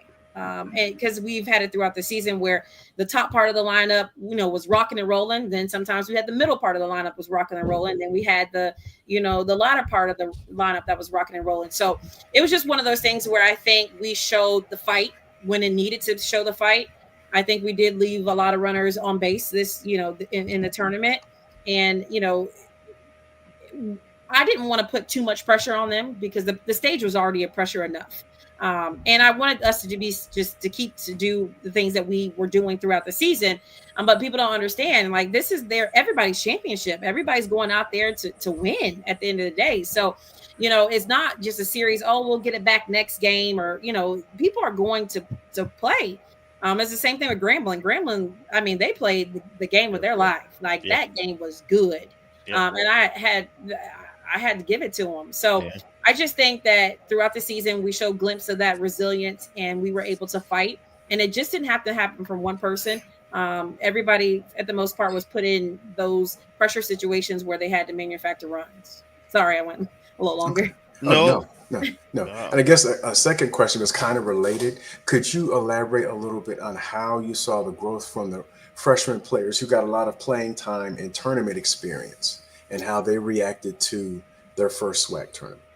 Yeah, I mean, Jamison Townsend, she was one of those ones that came in, and when I first got there, she was playing a little bit of second, infield and outfield, and I just kind of moved her to the outfield. I remember seeing her. We played against her in high school, so I saw her play shortstop a little bit, but I knew we needed a need in the outfield. I knew she had a bat. Who has the same thing, Sierra Maple. She came from Eustis. I mean, she led the team in batting average. She started off a little slow, but when we got to SWAC, she started to pick it up. And it wasn't the long ball. She was just manufacturing, base hits up the middle, ground balls, and using her speed. So I just think, those two freshmen and then Braxton Battle, she did a great job at the plate as well. So having them kind of intertwine, I think they handled it well. I think they know what to expect for next tournament. And so I'm excited for the growth in them, just to be able to see, the SWAC is different. And you got your rowdy fans, you got your rowdy dugout, you got your umpires, you got the coaches. So I think they handled it very well, but it also comes from the leadership of our seniors and our upperclassmen too. They were able to control them, meaning just calm them down, talk to them, and talk them up. I know Brianna Duggins, she did a great job of that. And we also had Kiana Watson, and they were very vocally with just being there for their teammates. So that helped our freshmen kind of try to, minimize that pressure and just to perform. Okay, well, thank you. You're welcome. Coach, the chat rooms are heavy. Lots of good questions in there. Okay, so one of the questions, and it's kind of a philosophy question regarding pitchers. You stated, and we've seen it, we all believe it, you got 3 number ones. You got 3 quality pitchers in Zoe, Samantha, and Amari. Walk us through your decisions, and I'm not telling you anything was wrong, but it's a tough choice. What went into making the decision of going with Zoriana when you did, going with Amari against Jackson State in the second game of Saturday, and then coming on Sunday going back to Amari? So we set the pitchers down and we talked to them collectively. And so we wanted to hear how they felt, because I know sometimes as coaches, we can, dictate a lot of things. And at the end of the day, these are young adults. And they know their bodies. They know their teammates. They know their opponents. So just having that collaboration amongst the coaches and the pitchers, we all just kind of came. Amari she threw a great game. She threw a one-hitter the first game. Even when we went there, she also threw I think they only got like 2 hits when we played at Jackson. So out of the pitchers, she was the most successful with her pitches. I mean, it's still in the championship game. She still did a great job. That little blooper over second base. I think the number one batter on Jackson was the only one that hit the deep ball. Jace Jackson, I think she got a single up the middle, but she did a great job. Zoe and Sam were in the bullpen warming up, and they were going to be, they were ready. But I mean, in that moment and playing them, I felt like, Amari, we felt like Amari was that go-to person. And then the Alabama State game, Zoe did a great job. And again, we sat down with the pitchers and we talked about it, and it was a collective decision from all of us, the coaches, and then obviously the players, or the pitchers rather. And let me ask this, because I know, which is one of the things that we have, those of us who follow baseball, we have to change our minds. And I love, I know Iria Young's in there. Whenever I got softball questions, I know I can go to Iria real quick because, we have to change a lot of us who are not softball diehards. We're becoming those of us who are, we understand that pitchers can pitch multiple games. And we've heard the story, there was a young lady who pitched, won a title and pitched every game in the SWAC tournament. But as you try to build your roster, do you want to go in? This was the scenario. You wanted to be able to have these kind of options, or would you like to, I don't know if I'm saying this right, would you like to have less options? I don't know if that sounds right. You never want to have less. Okay. So I mean, being able to have 3 is good or more. Yeah, and it depends on the pitcher too. Sometimes softball is totally different, like you said, from baseball. Where you could throw every game, like the girl from Bethune, Alyssa Lopez. She threw every game at the SWAC tournament. I mean, she was giving her all. And I just think it depends on the pitcher. Zoe is kind of she's a east and west, north, up, and then Amari's and Sam a little, they're down ball pitchers. But having, somebody that maybe replicate, Zoe, or maybe having somebody that's a junk ball pitcher. So having a variety of a pitching staff, because again, some teams go through 4 pitchers a game just to change up the eyes of the batter, just to give them something different. So having just 3, we just happen to have the best 3. But again, making sure, and that's something that we've been talking about, and the transfer portal opens on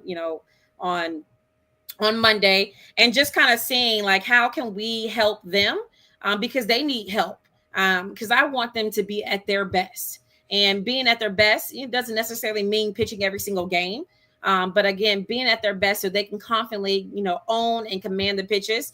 And so I think Amari, Sam, and Zoe, they did an incredible job. I mean, I cannot speak more about them than any of their competitors. And I praise them all the time on how hard they work.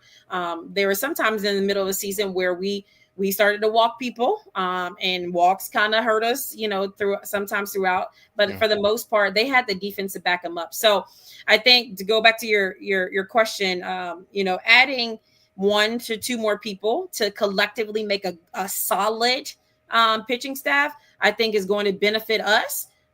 Because again, you just never know what could happen. Somebody could not be on, and that happened this year where Zoe wasn't on, but Sam was able to come in and do the job. Amari wasn't on, but Zoe was able to come and do the job. So they both fed off each other very well, and they were selfless, very humble about it. So I mean, that made it good.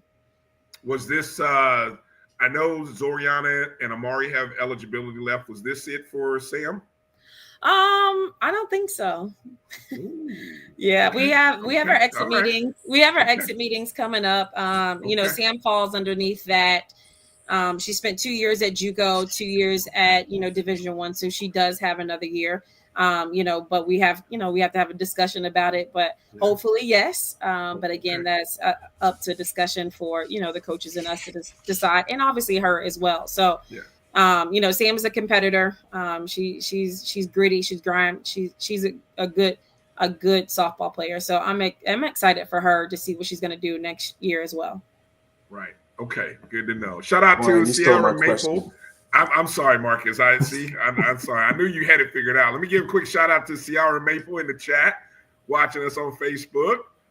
Shout out. Cherish Pyle also says, "Hey, Coach, here in Eustis." So you got got some people definitely. I had another question, guys, but go ahead, either Marcus or Kelvin. If I don't steal another one from Marcus, what you got? Okay, I'm gonna steal one from Marcus. Coach, so I'm gonna combine this question because what was your response and what is your thoughts as well as the team's thoughts on not having anybody named first team swag? I almost got in the car, Coach. I almost got in the car. My face should say it all. And I just think it's something that, even the East in general, it's hard. It's hard. Yeah. And I think for one, Zoe and Key did a great job. I mean, they got second team. I think the one that Mari should have definitely got something. Yeah. And I don't understand. Like I said, it is what it is. And I just tried to make sure I told him, I said, listen, don't let this define who you are as a person and who we are as a team. Right. Let's just go out here. We got to play the game, and an award or accolade doesn't define or validate who you are. So I just try to turn it in a positive way. It is what it is. We know, who got to the championship. We know who won the championship, of course. But definitely we did have a discussion, and I had to kind of bring them back down because they were hot. When we got on that bus, they were hot. And so I just kind of try to reiterate, the importance of why we were here at the SWAC tournament. We were there to compete, and I thought we did a great job of competing. Did an awesome job, and I'm gonna follow it up, Coach. How's the camaraderie with coaches? There was a certain statement that was made after that championship game, and I'm just leave it open to your reaction. Let's just say a conversation was had. Okay. And it wasn't disrespectful or anything. It was just more of that, like, hey, make sure that we understand that we all represent the SWAC. Right. And just as much as I wanted to win the game, Jackson State is going to represent the SWAC, and I want them to do well. I want them to do well because, again, that's a representation of us. So, when people say comments, and I understand when you get in the heat of the game, like, hey, I want to win, you want to win, like, we're not buddies on the field because it's a ball game. But when we do things that can be seen for the world to see, that's when we kind of take it, we take it over. We shouldn't do that. We just shouldn't do that. And, I ain't gonna lie, I kind of got in my feelings a little bit because I knew what, and not to take it away from, Coach P, because like I said, her and I had a conversation after, the game between us, and I thank for the opportunity, for the position, and she said, go get him, so, but I just think that in those moments, celebrate with your team. I beat them. I did this, and move on. That's it. Yes. So agreed. All right, and last thing, talk about your camps. I know you got camps coming up. Talk about your camps and how people can support them. Yeah, so we'll have a prospect camp in June, on June 12th. So we're looking for, starting for our juniors, our sophomores, and our freshmen prospect camp. We're going to run that from 9 to 5 with the offensive part and obviously a defensive part. And then we have a youth camp for our littles. And then obviously we'll have a skills camp for the youth, meaning ages, middle school 6 through 8. So we, in the fall and early spring, we had very good turnouts for camps. I mean, we probably had about 70 people for our prospect camps. So I try to make sure that we run a good camp so people can come back. And I think we did a great job for the fall and the spring. So I'm eager to see how many people sign up. And so we can see some future Rattlers.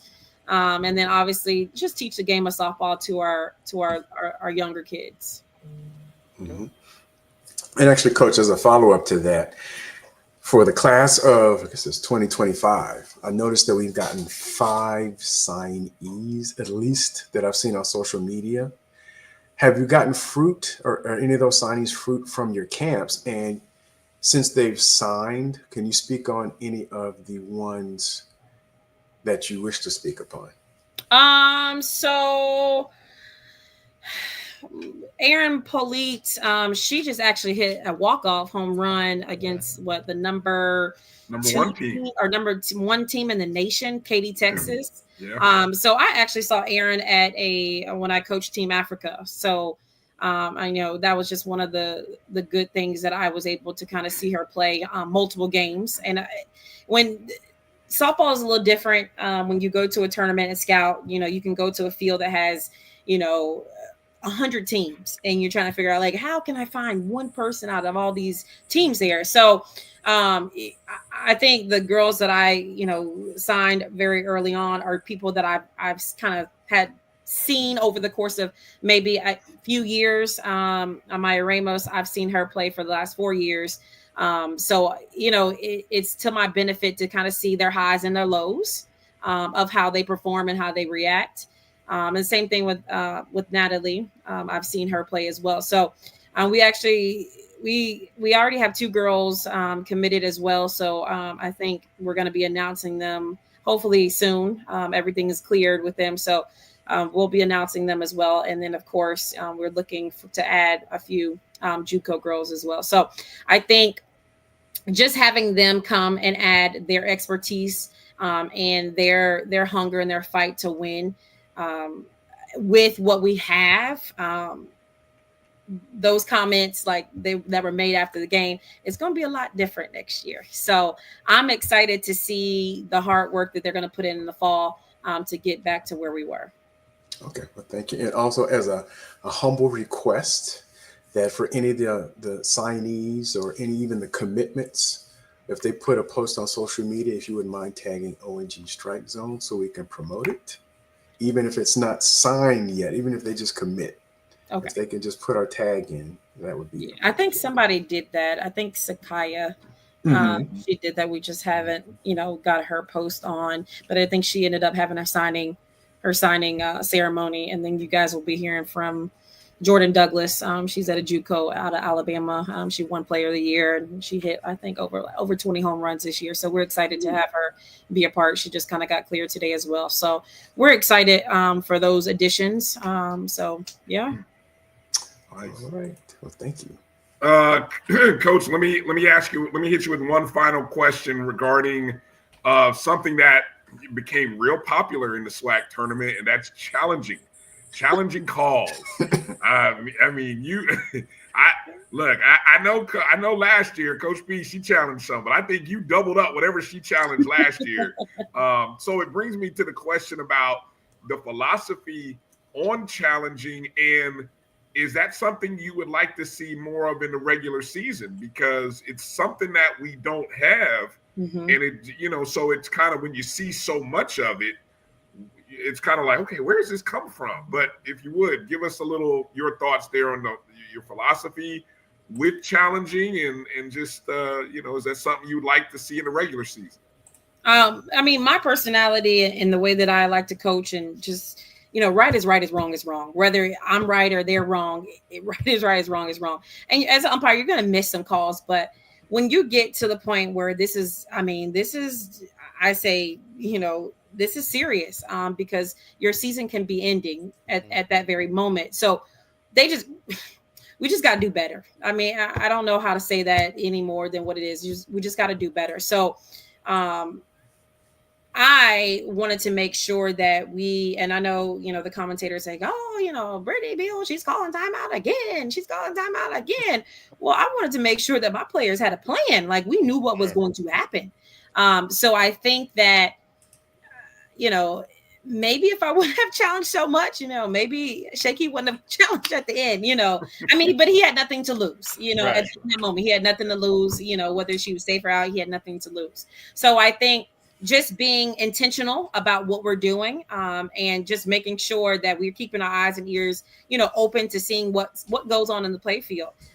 So, I mean, if we're the umpires' helpers, I guess you could say, but like I went back to that, I want to know the reasoning behind every call. So again, I know how to handle it later on. So if I get 2, I'm going to try to use all 2. So I think it should definitely be done in the regular season because, it needs to be. And I don't know how the SWAC is, going to do that. But at the same time, I don't know why we're not, broadcasting our games on, a SWAC network. Because I had a lot of people just saying, "Hey, I wish I could have, followed you guys along in the season." And 2, people got excited. I mean, people got excited that they was great. See. So I think something like that would not just benefit us at FAMU, but it will benefit everybody across the board. To show that the SWAC, we can play competitive ball just as the Power 5s or Power 4s, but we got to show the world that we can't just, sit back and play a game, but we have to show the world that and make girls excited about to go to HBCU because they can see it. I mean, we live in a society where people want to see things. They don't want to see you typing things. They want to see it. So I think it, like I said, it could benefit the SWAC in general. Agree 1,000% with you, Coach. We're right there with you. And so, I know that's one thing. That's the technology part is the challenging part for the entire conference. Well, because every school is different. Every school has its own individual setup. And so, yeah, I know it's, but hey, hopefully coaches like yourself will pound the table and, you keep talking. And they're listening. They're just trying to figure out how to make it happen. So yes.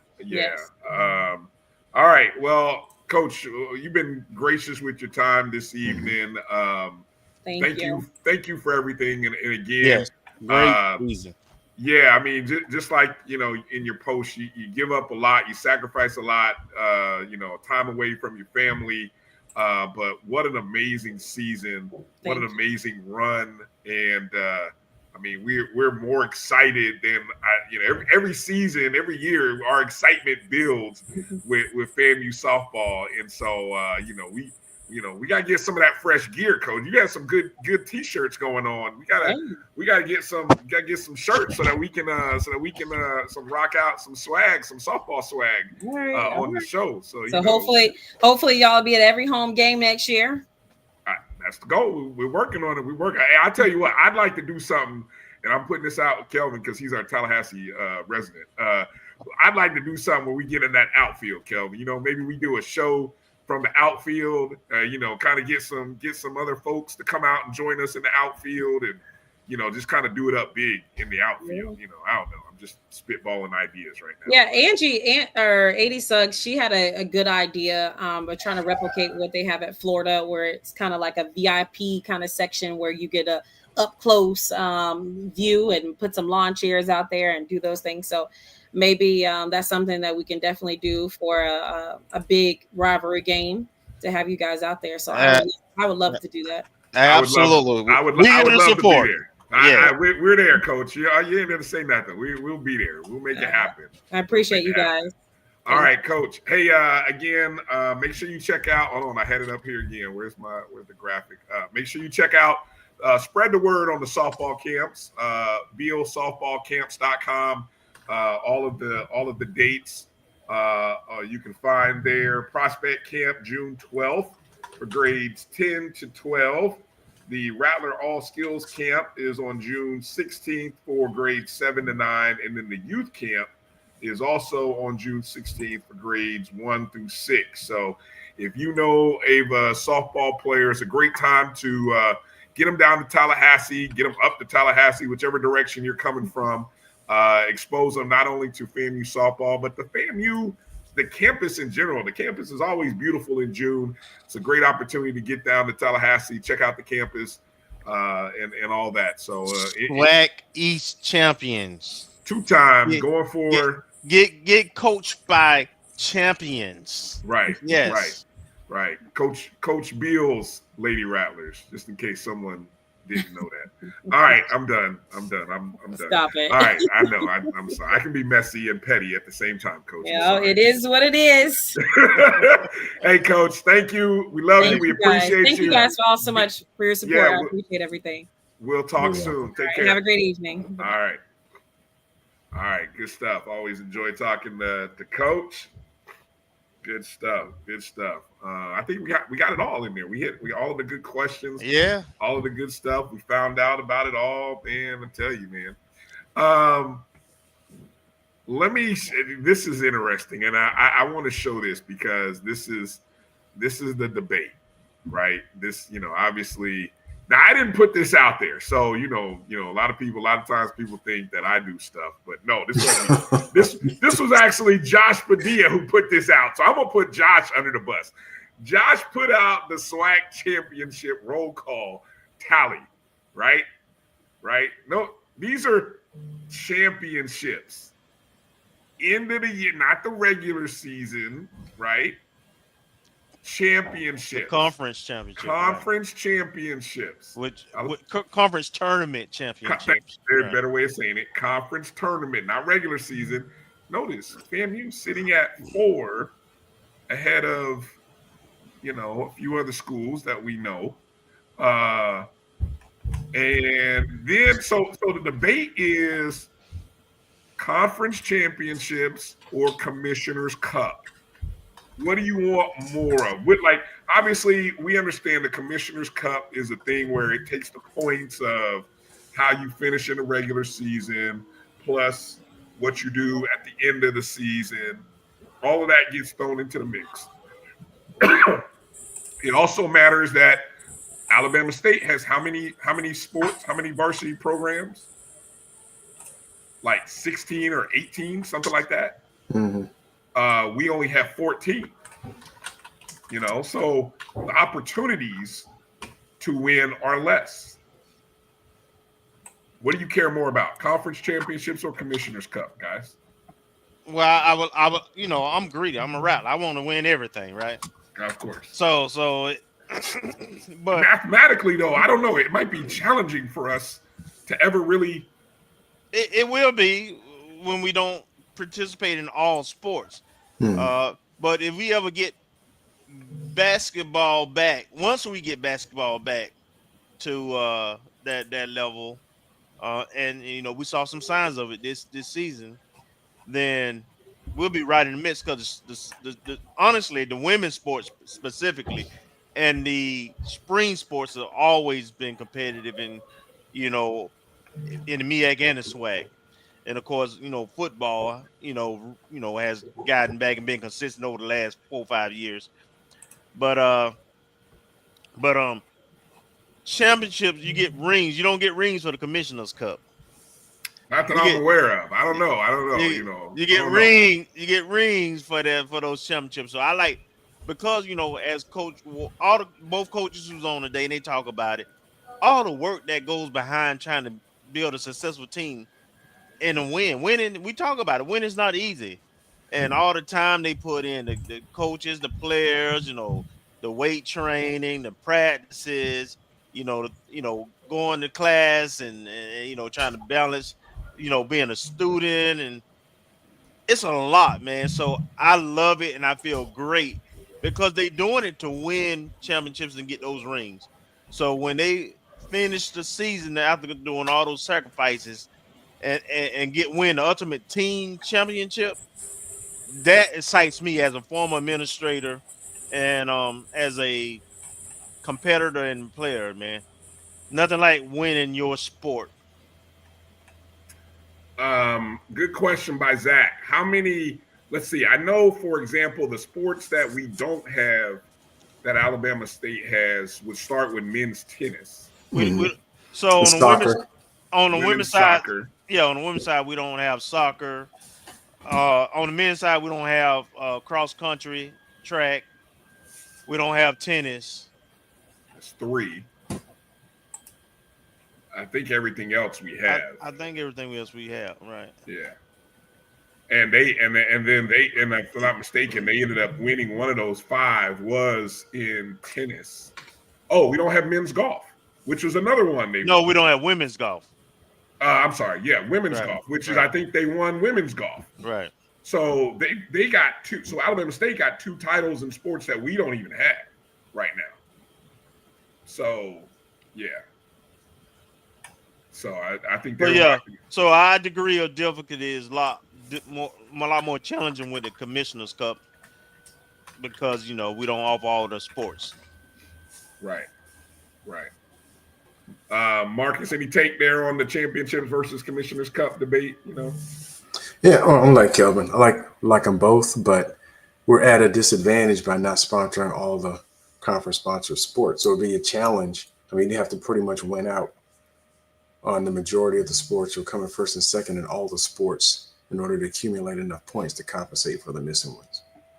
But I mean, looking at the regular season titles, especially when you get an NCAA berth, I mean, I don't know if you can I guess you can put a dollar value on it, but you get to compete against other Division I teams, and in some instances actually get on TV or get to promote your program via that. So, I mean, it's good to have both, but I would lean towards the championships where you play against other Division I counterparts and potentially having promotion of your program versus in a postseason competition. And there is a financial aspect to the Commissioner's Cup too. Winning the Commissioner's Cup, I forgot exactly what the amount is, maybe 25,000 or something, but there's a financial aspect to winning the Commissioner's Cup. So, for those reasons too. What is the easier ad? Kenya asked this, Kelvin. Is cross country the easiest to add, men's cross country? Well, just real quick. Hey, real quick, so not to nerd out. Yeah. Because it depends on your makeup of your student body because of Title 9 and all that kind of stuff. So we would definitely have to add women's sports first because I think the right now the female makeup of the student body at the university is like 65 or 67%. It's pretty high. So the easiest sports for us to add would be women's golf, absolutely, and women's soccer, and then, but taking into consideration the sports that we are best prepared to add because we already have coaches in place will be women's golf. Yep. And men's cross country. Yep. Men's cross country would seem, it would seem so easy to add men's cross country and women's golf, like you said, because you already have staff, you already have facilities. I mean, there's not. I mean, what are you really adding in men's cross country? There's nothing that you're just adding more runners, which also will help you in some of those distance events that we have during the season. So really, at that point, it just becomes a scholarship issue, so to speak, right? Correct. Correct. Cases. Yeah, and adding those sports for us outside of soccer is mainly you would have to have a director and study, so somebody who's over both programs, but then they got to have assistants, somebody who runs kind of like we do with golf. With track, right? You have a director and then you have assistants that coach, the different men and women side and focus on specific things.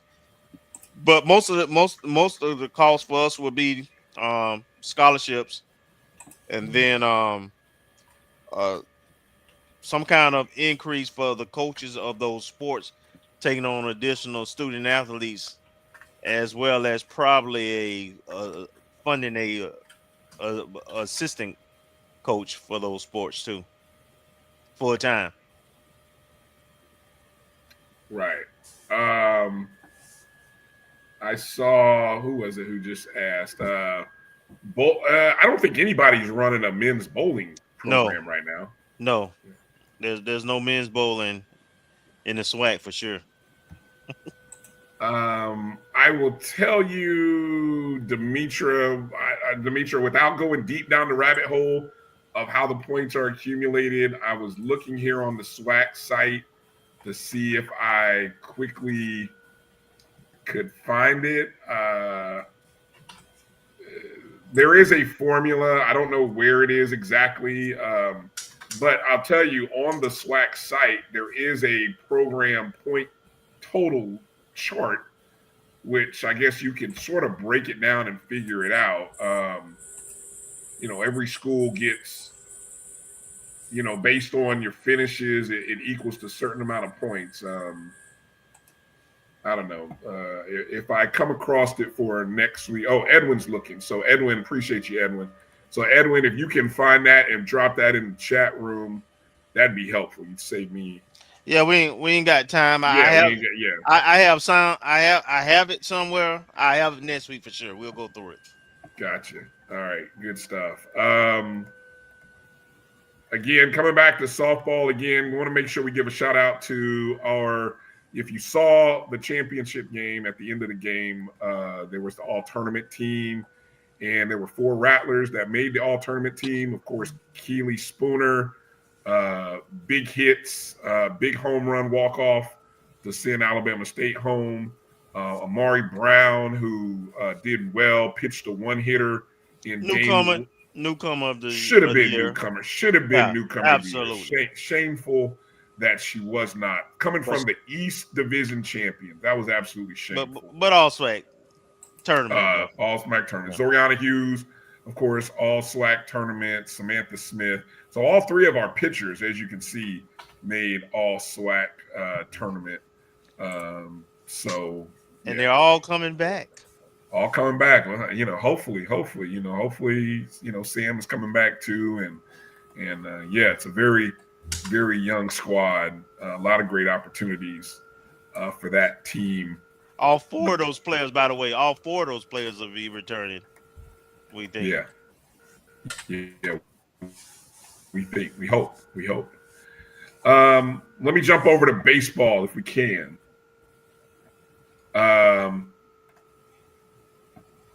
Just came out today or yesterday, I think. Brady Popple, SWAC co-hitter of the week.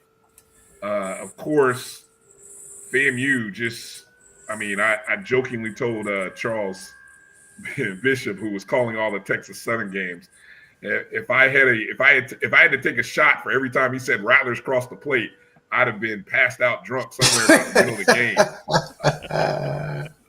Because I think we put double digits up on them every game.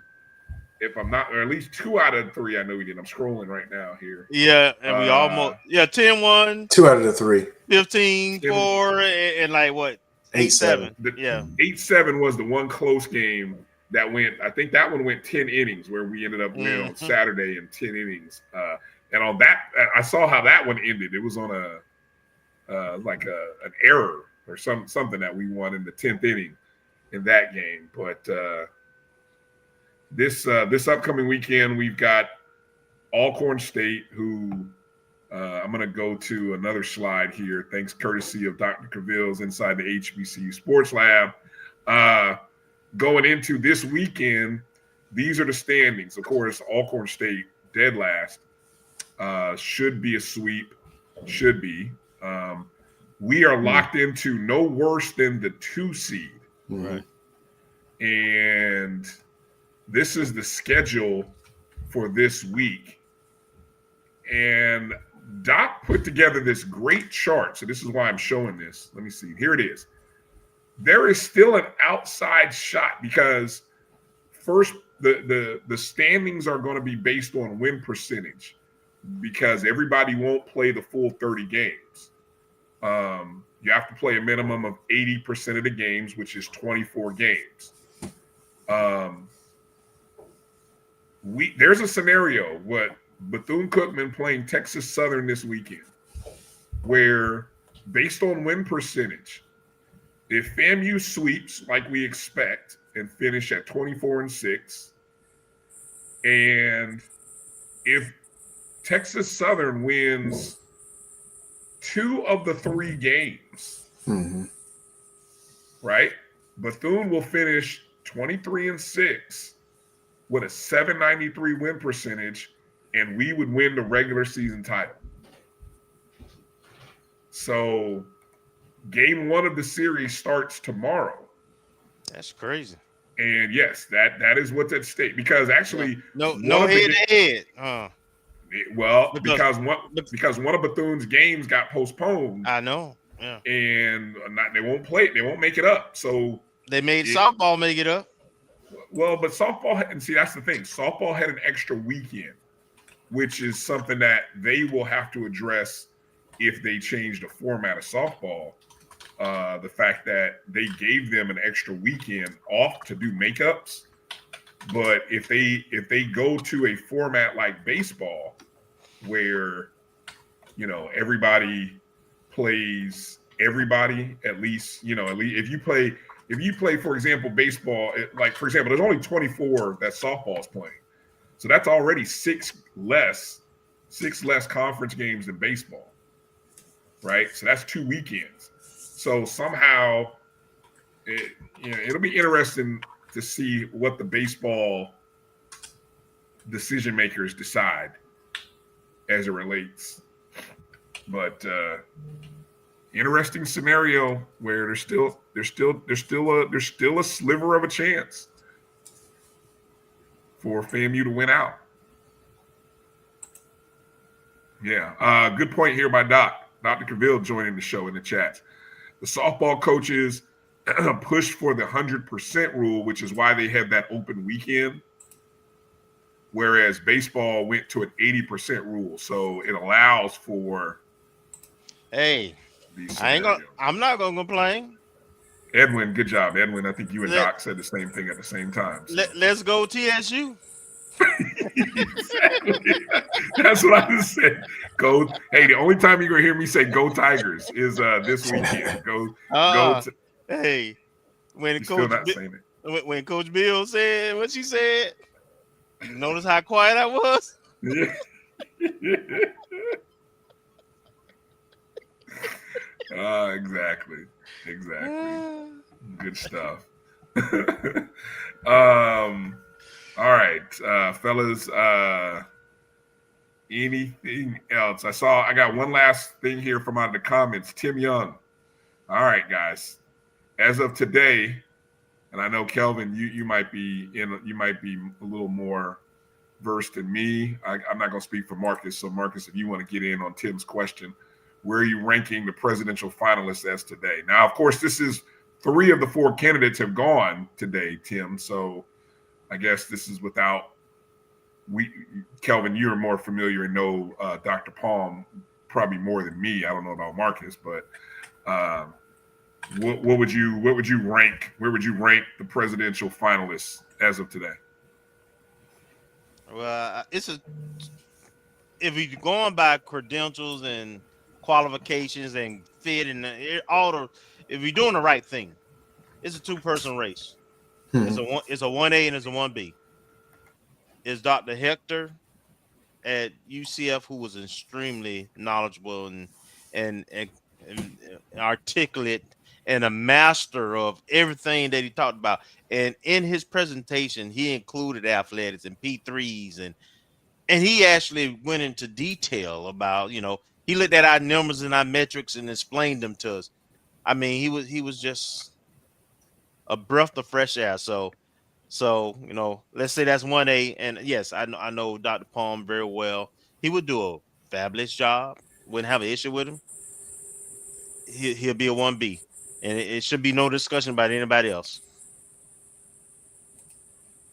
in my humble opinion.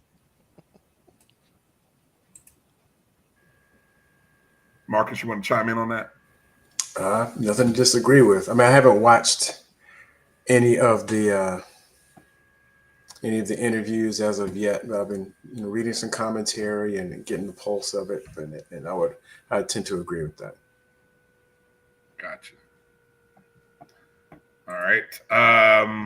Marcus, any football related news over the past week that you can share with us here? I know a couple of people, it's a little quiet right now, but there's always clamoring for football news.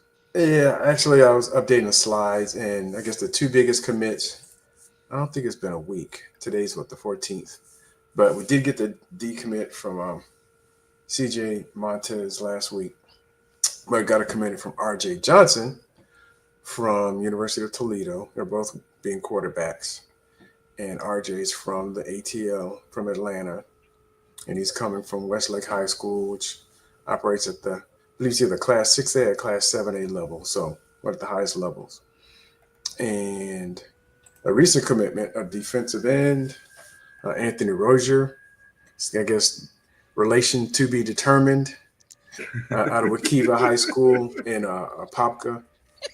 And he's a redshirt freshman coming from the Waukeva, Orlando area, and redshirt freshman from Appalachian State. And he was a three-star prospect out of high school. So he's coming in fresh, having only seen practice time, not any game time, or at least at the very most 4 games of game experience last year, but I don't think his bio from Appalachian State said that he got in any games this year. So I think those are the 2 newest additions, and we've gone over the previous ones. So, within the last 2 weeks, we've gotten 2 rush defensive ends that both go about at least 6'2", 6'3", 225 plus. So we're building up the rush ends.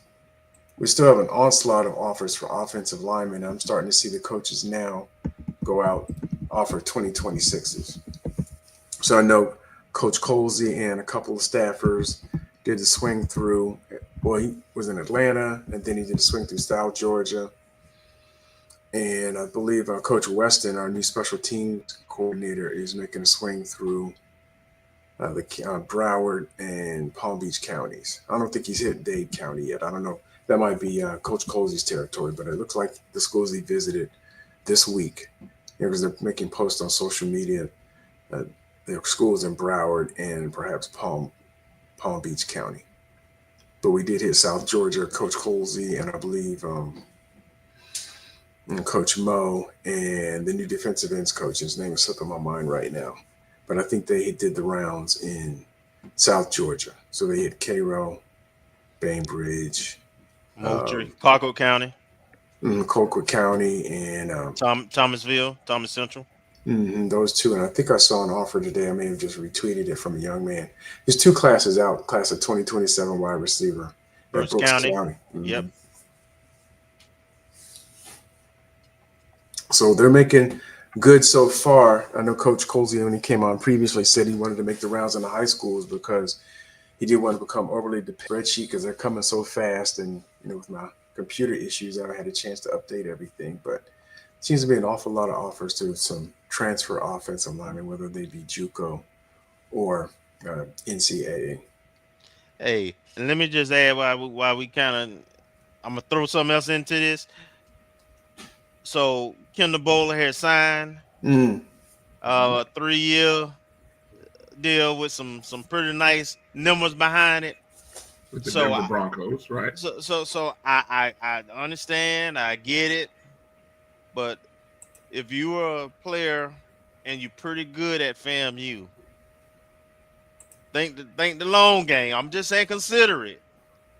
Do that 25, 30 grand you're gonna get to sit the bench somewhere else? Preach. Or do you want to start and have opportunity to make a meal or 2 starting out? I'm just saying, I get it. I get it. It's your choice. You got to do what's best for you. But FAMU is producing.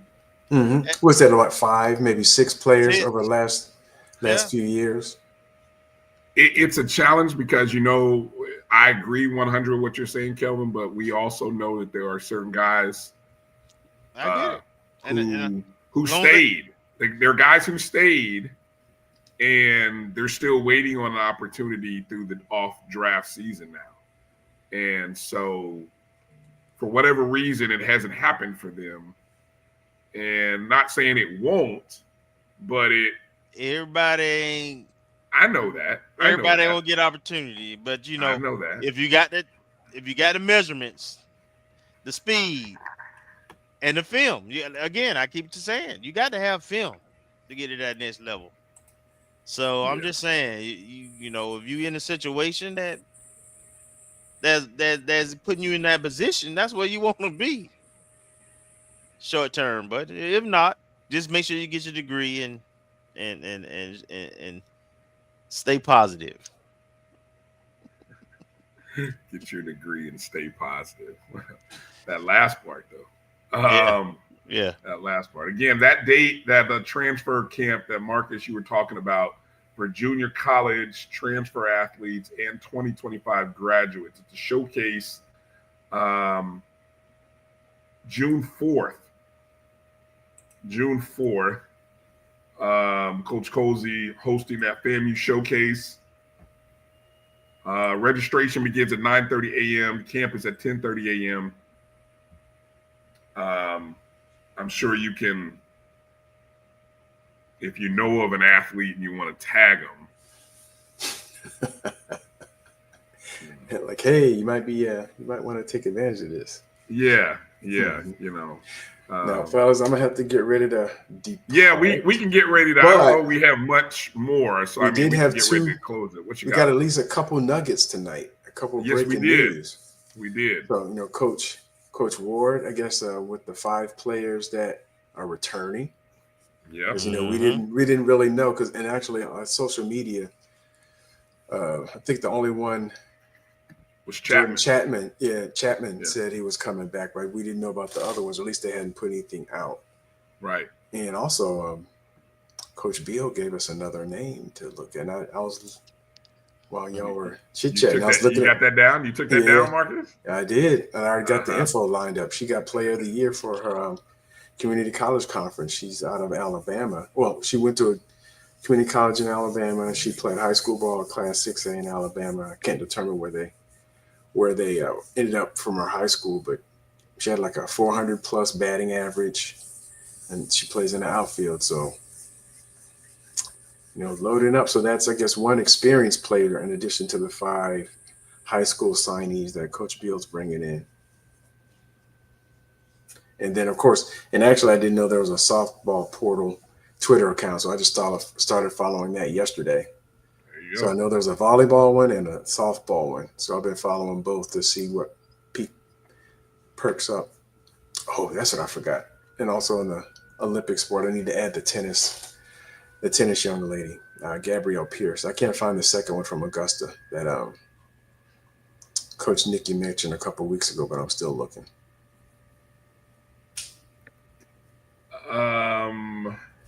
Demetra, I think it's Jordan Chapman. Actually, I got the roster up now. Caleb Washington. That's surprising. Jameen Charles. Love that. Tyler Shirley. Mm-hmm. I don't remember him getting a lot of playing time last year. I think he was injured early. Yeah, he got injured. And there's one more. Leonard Taylor. Yep. So a couple guards. Let's see, 1, 2 guards. And at least 3 forwards. So Caleb Washington goes 6'8", 210 according to last year's roster. Jameen Charles is 6'11", 220 according to last year's roster.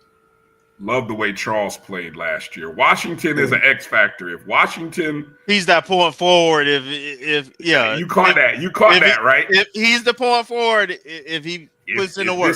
If this is right, I mean, Washington can be what Ward is hoping, and maybe that was the sell in getting him.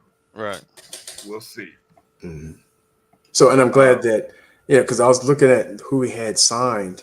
Just the 3 commitments and signees that we have. We have one high schooler from Sagemont Prep and a young man from Monroe College who's a forward. And then we have Anquan Bolin Jr. So, but I was wondering about height, like anybody over 6'9", because all those guys are going to be running like, I think 6'7" and below. Washington's 6'9". No, until he announced that they were coming back. but of the signees, because we didn't know who was coming back.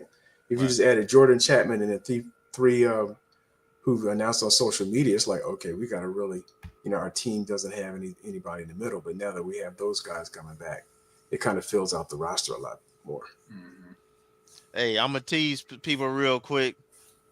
The GM, if we close the deal, will probably be a current NBA player. Okay. That'd be interesting. So it's not. Hold on, I'm gonna go back because I starred some of these folks.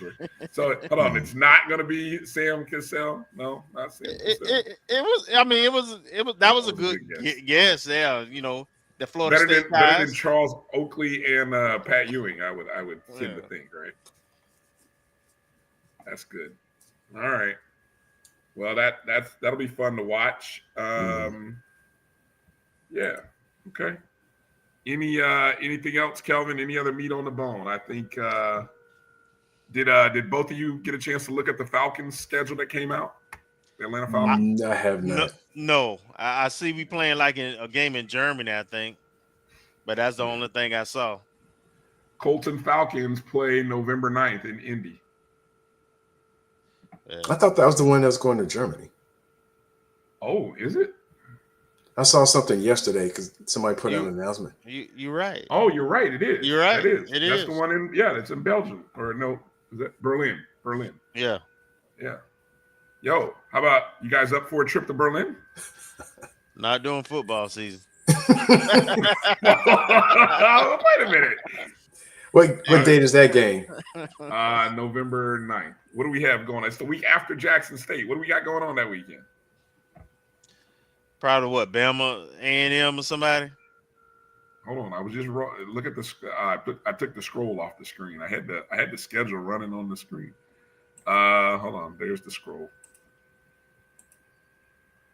I don't know who. Yeah, it's a good question. Who do we have that weekend? Tony, I said a current NBA player. Bob Surratt.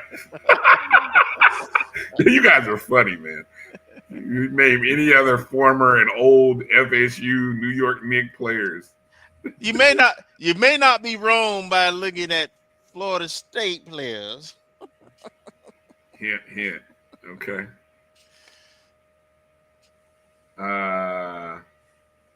You know what? Hold on. Okay, here we go.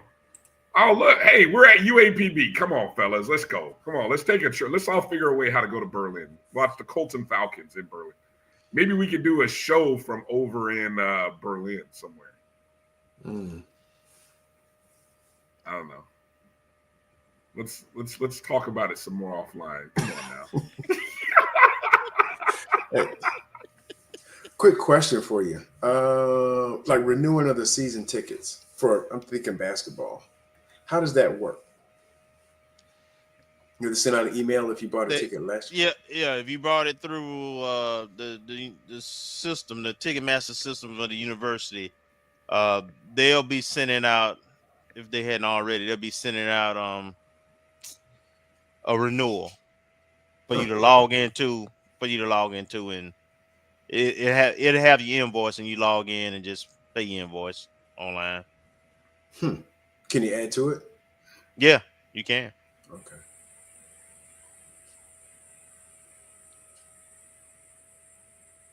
All right. Well, I guess I'm going to jump online and kind of look at these various NFL schedules, and I know that's going to be fun for a lot of people who love that kind of talk. It give me something to do over the next 3 or 4 days until game 1 of the Eastern Conference Finals, which congratulations. The Pacers have already knocked out. The Pacers are in the Eastern Conference Finals. And thankfully the Celtics won today, so that means the Knicks have to play one more game. So the Celtics won today. The Knicks got to play one more game. I know the Knicks couldn't close them out, man. Yeah, no. You can't trust the Knicks. You sure can. Oh my gosh, Knicks and Pacers. Oh man, yeah, we'll get an overdose. 30 years ago. Exactly. Hey, Hey, don't be so quick to count. I know the Tatum not there, but I'm telling you, can't trust the Knicks. You think? Look, that would be a great upset if the Boston can win 3 in a row without Tatum. Let me tell you, if the Knicks don't win the next game, I think they're gonna lose the series. Cheeks get tight. Cheeks are gonna get tight. Is that what you say? They better win Game 6. They better win Game 6. There it is. Kelvin said it.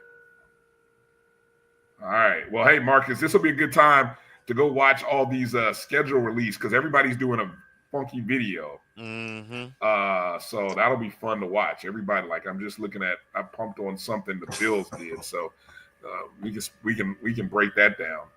All right. I think we've got everything covered. Been an amazing show tonight. Definitely got to thank Coach Charlie Ward. Thank Coach Brittany Beall for coming on the show. Thank all of you guys in the chats, wherever and however you're watching us. Thank you to the alumni and the students of Florida A&M University. Your voice was heard today. And what a powerful voice it is. And that is a great reminder in our athletic diaspora. And that's something that we need to remember. We definitely need to remember that. And Dr. Palm will have his day today or Thursday. And then I guess over the weekend, close business for Friday, possibly. Wow. That's gonna be it. That's gonna be interesting. We just got a baseball commit. Well, actually, it happened 11 hours ago. Yeah. Yeah, Miles Potter. Where's he from? De Anza. I don't know if De Anza is a JUCO or a high school. But let me see, Miles Potter. I agree with you, Edwin. Yep. From Mountain Lion to Rattler. De Anza, hey, whoever De Anza. Jeremy Musa, isn't he playing overseas over in it's one like the World League or something like that? He's from JUCO. Not sure on that one. Yeah. All right. Well, let's get ready to shut it down, guys. It's been a great night. Hey, remind everybody out there, hit the thumbs up and the like button, however and wherever you're watching the show. You can always contribute to the ONG Strike Zone in a multitude of ways. You can hit the Cash App button there. You could also leave a super chat if you're on the JBN Online, my JBN Online, Jericho Broadcast Network, YouTube feed, however and wherever you watch the show. It's greatly appreciated. Ooh. What? Sound like you like croaking. My voice is gone. It's gone. It's done. We're done. All right. Well, that's it. Enough. I can't even get through the entire outro and all the plugs. BCSN Pod Zone, everywhere you listen to podcasts, Spotify, iHeartRadio, Amazon Music, Apple Podcast, and more. For Marcus Green and Kelvin Rozier, I'm Bryan Fulford. Thank you, Rattler Nation, for supporting the show and continue to support and stand strong for our beloved university. Continue to make your voice heard through the course of the next 48 hours. Don't fall asleep. So stay vigilant, stay strong, and let's defend Mother FAMU for as hard as we can. That's right. Finish the job. All right, guys. Congratulations again to Coach G and our women's track program and all of the track athletes that made the podium. Congratulations to you all. We'll look forward to hopefully talking to Coach G next week and some of those athletes, and we'll then have an update on where and what the baseball tournament schedule will look like as well next week. And real quick, shout out to the golf program. They finished up regionals. Didn't go to their hopes and expectations, but it's a great learning opportunity for that very young team. And hopefully it sets a fire that tells them that, hey guys, you are good enough to compete against the best in the country. So Yeah. Go get back in the lab. Go to work.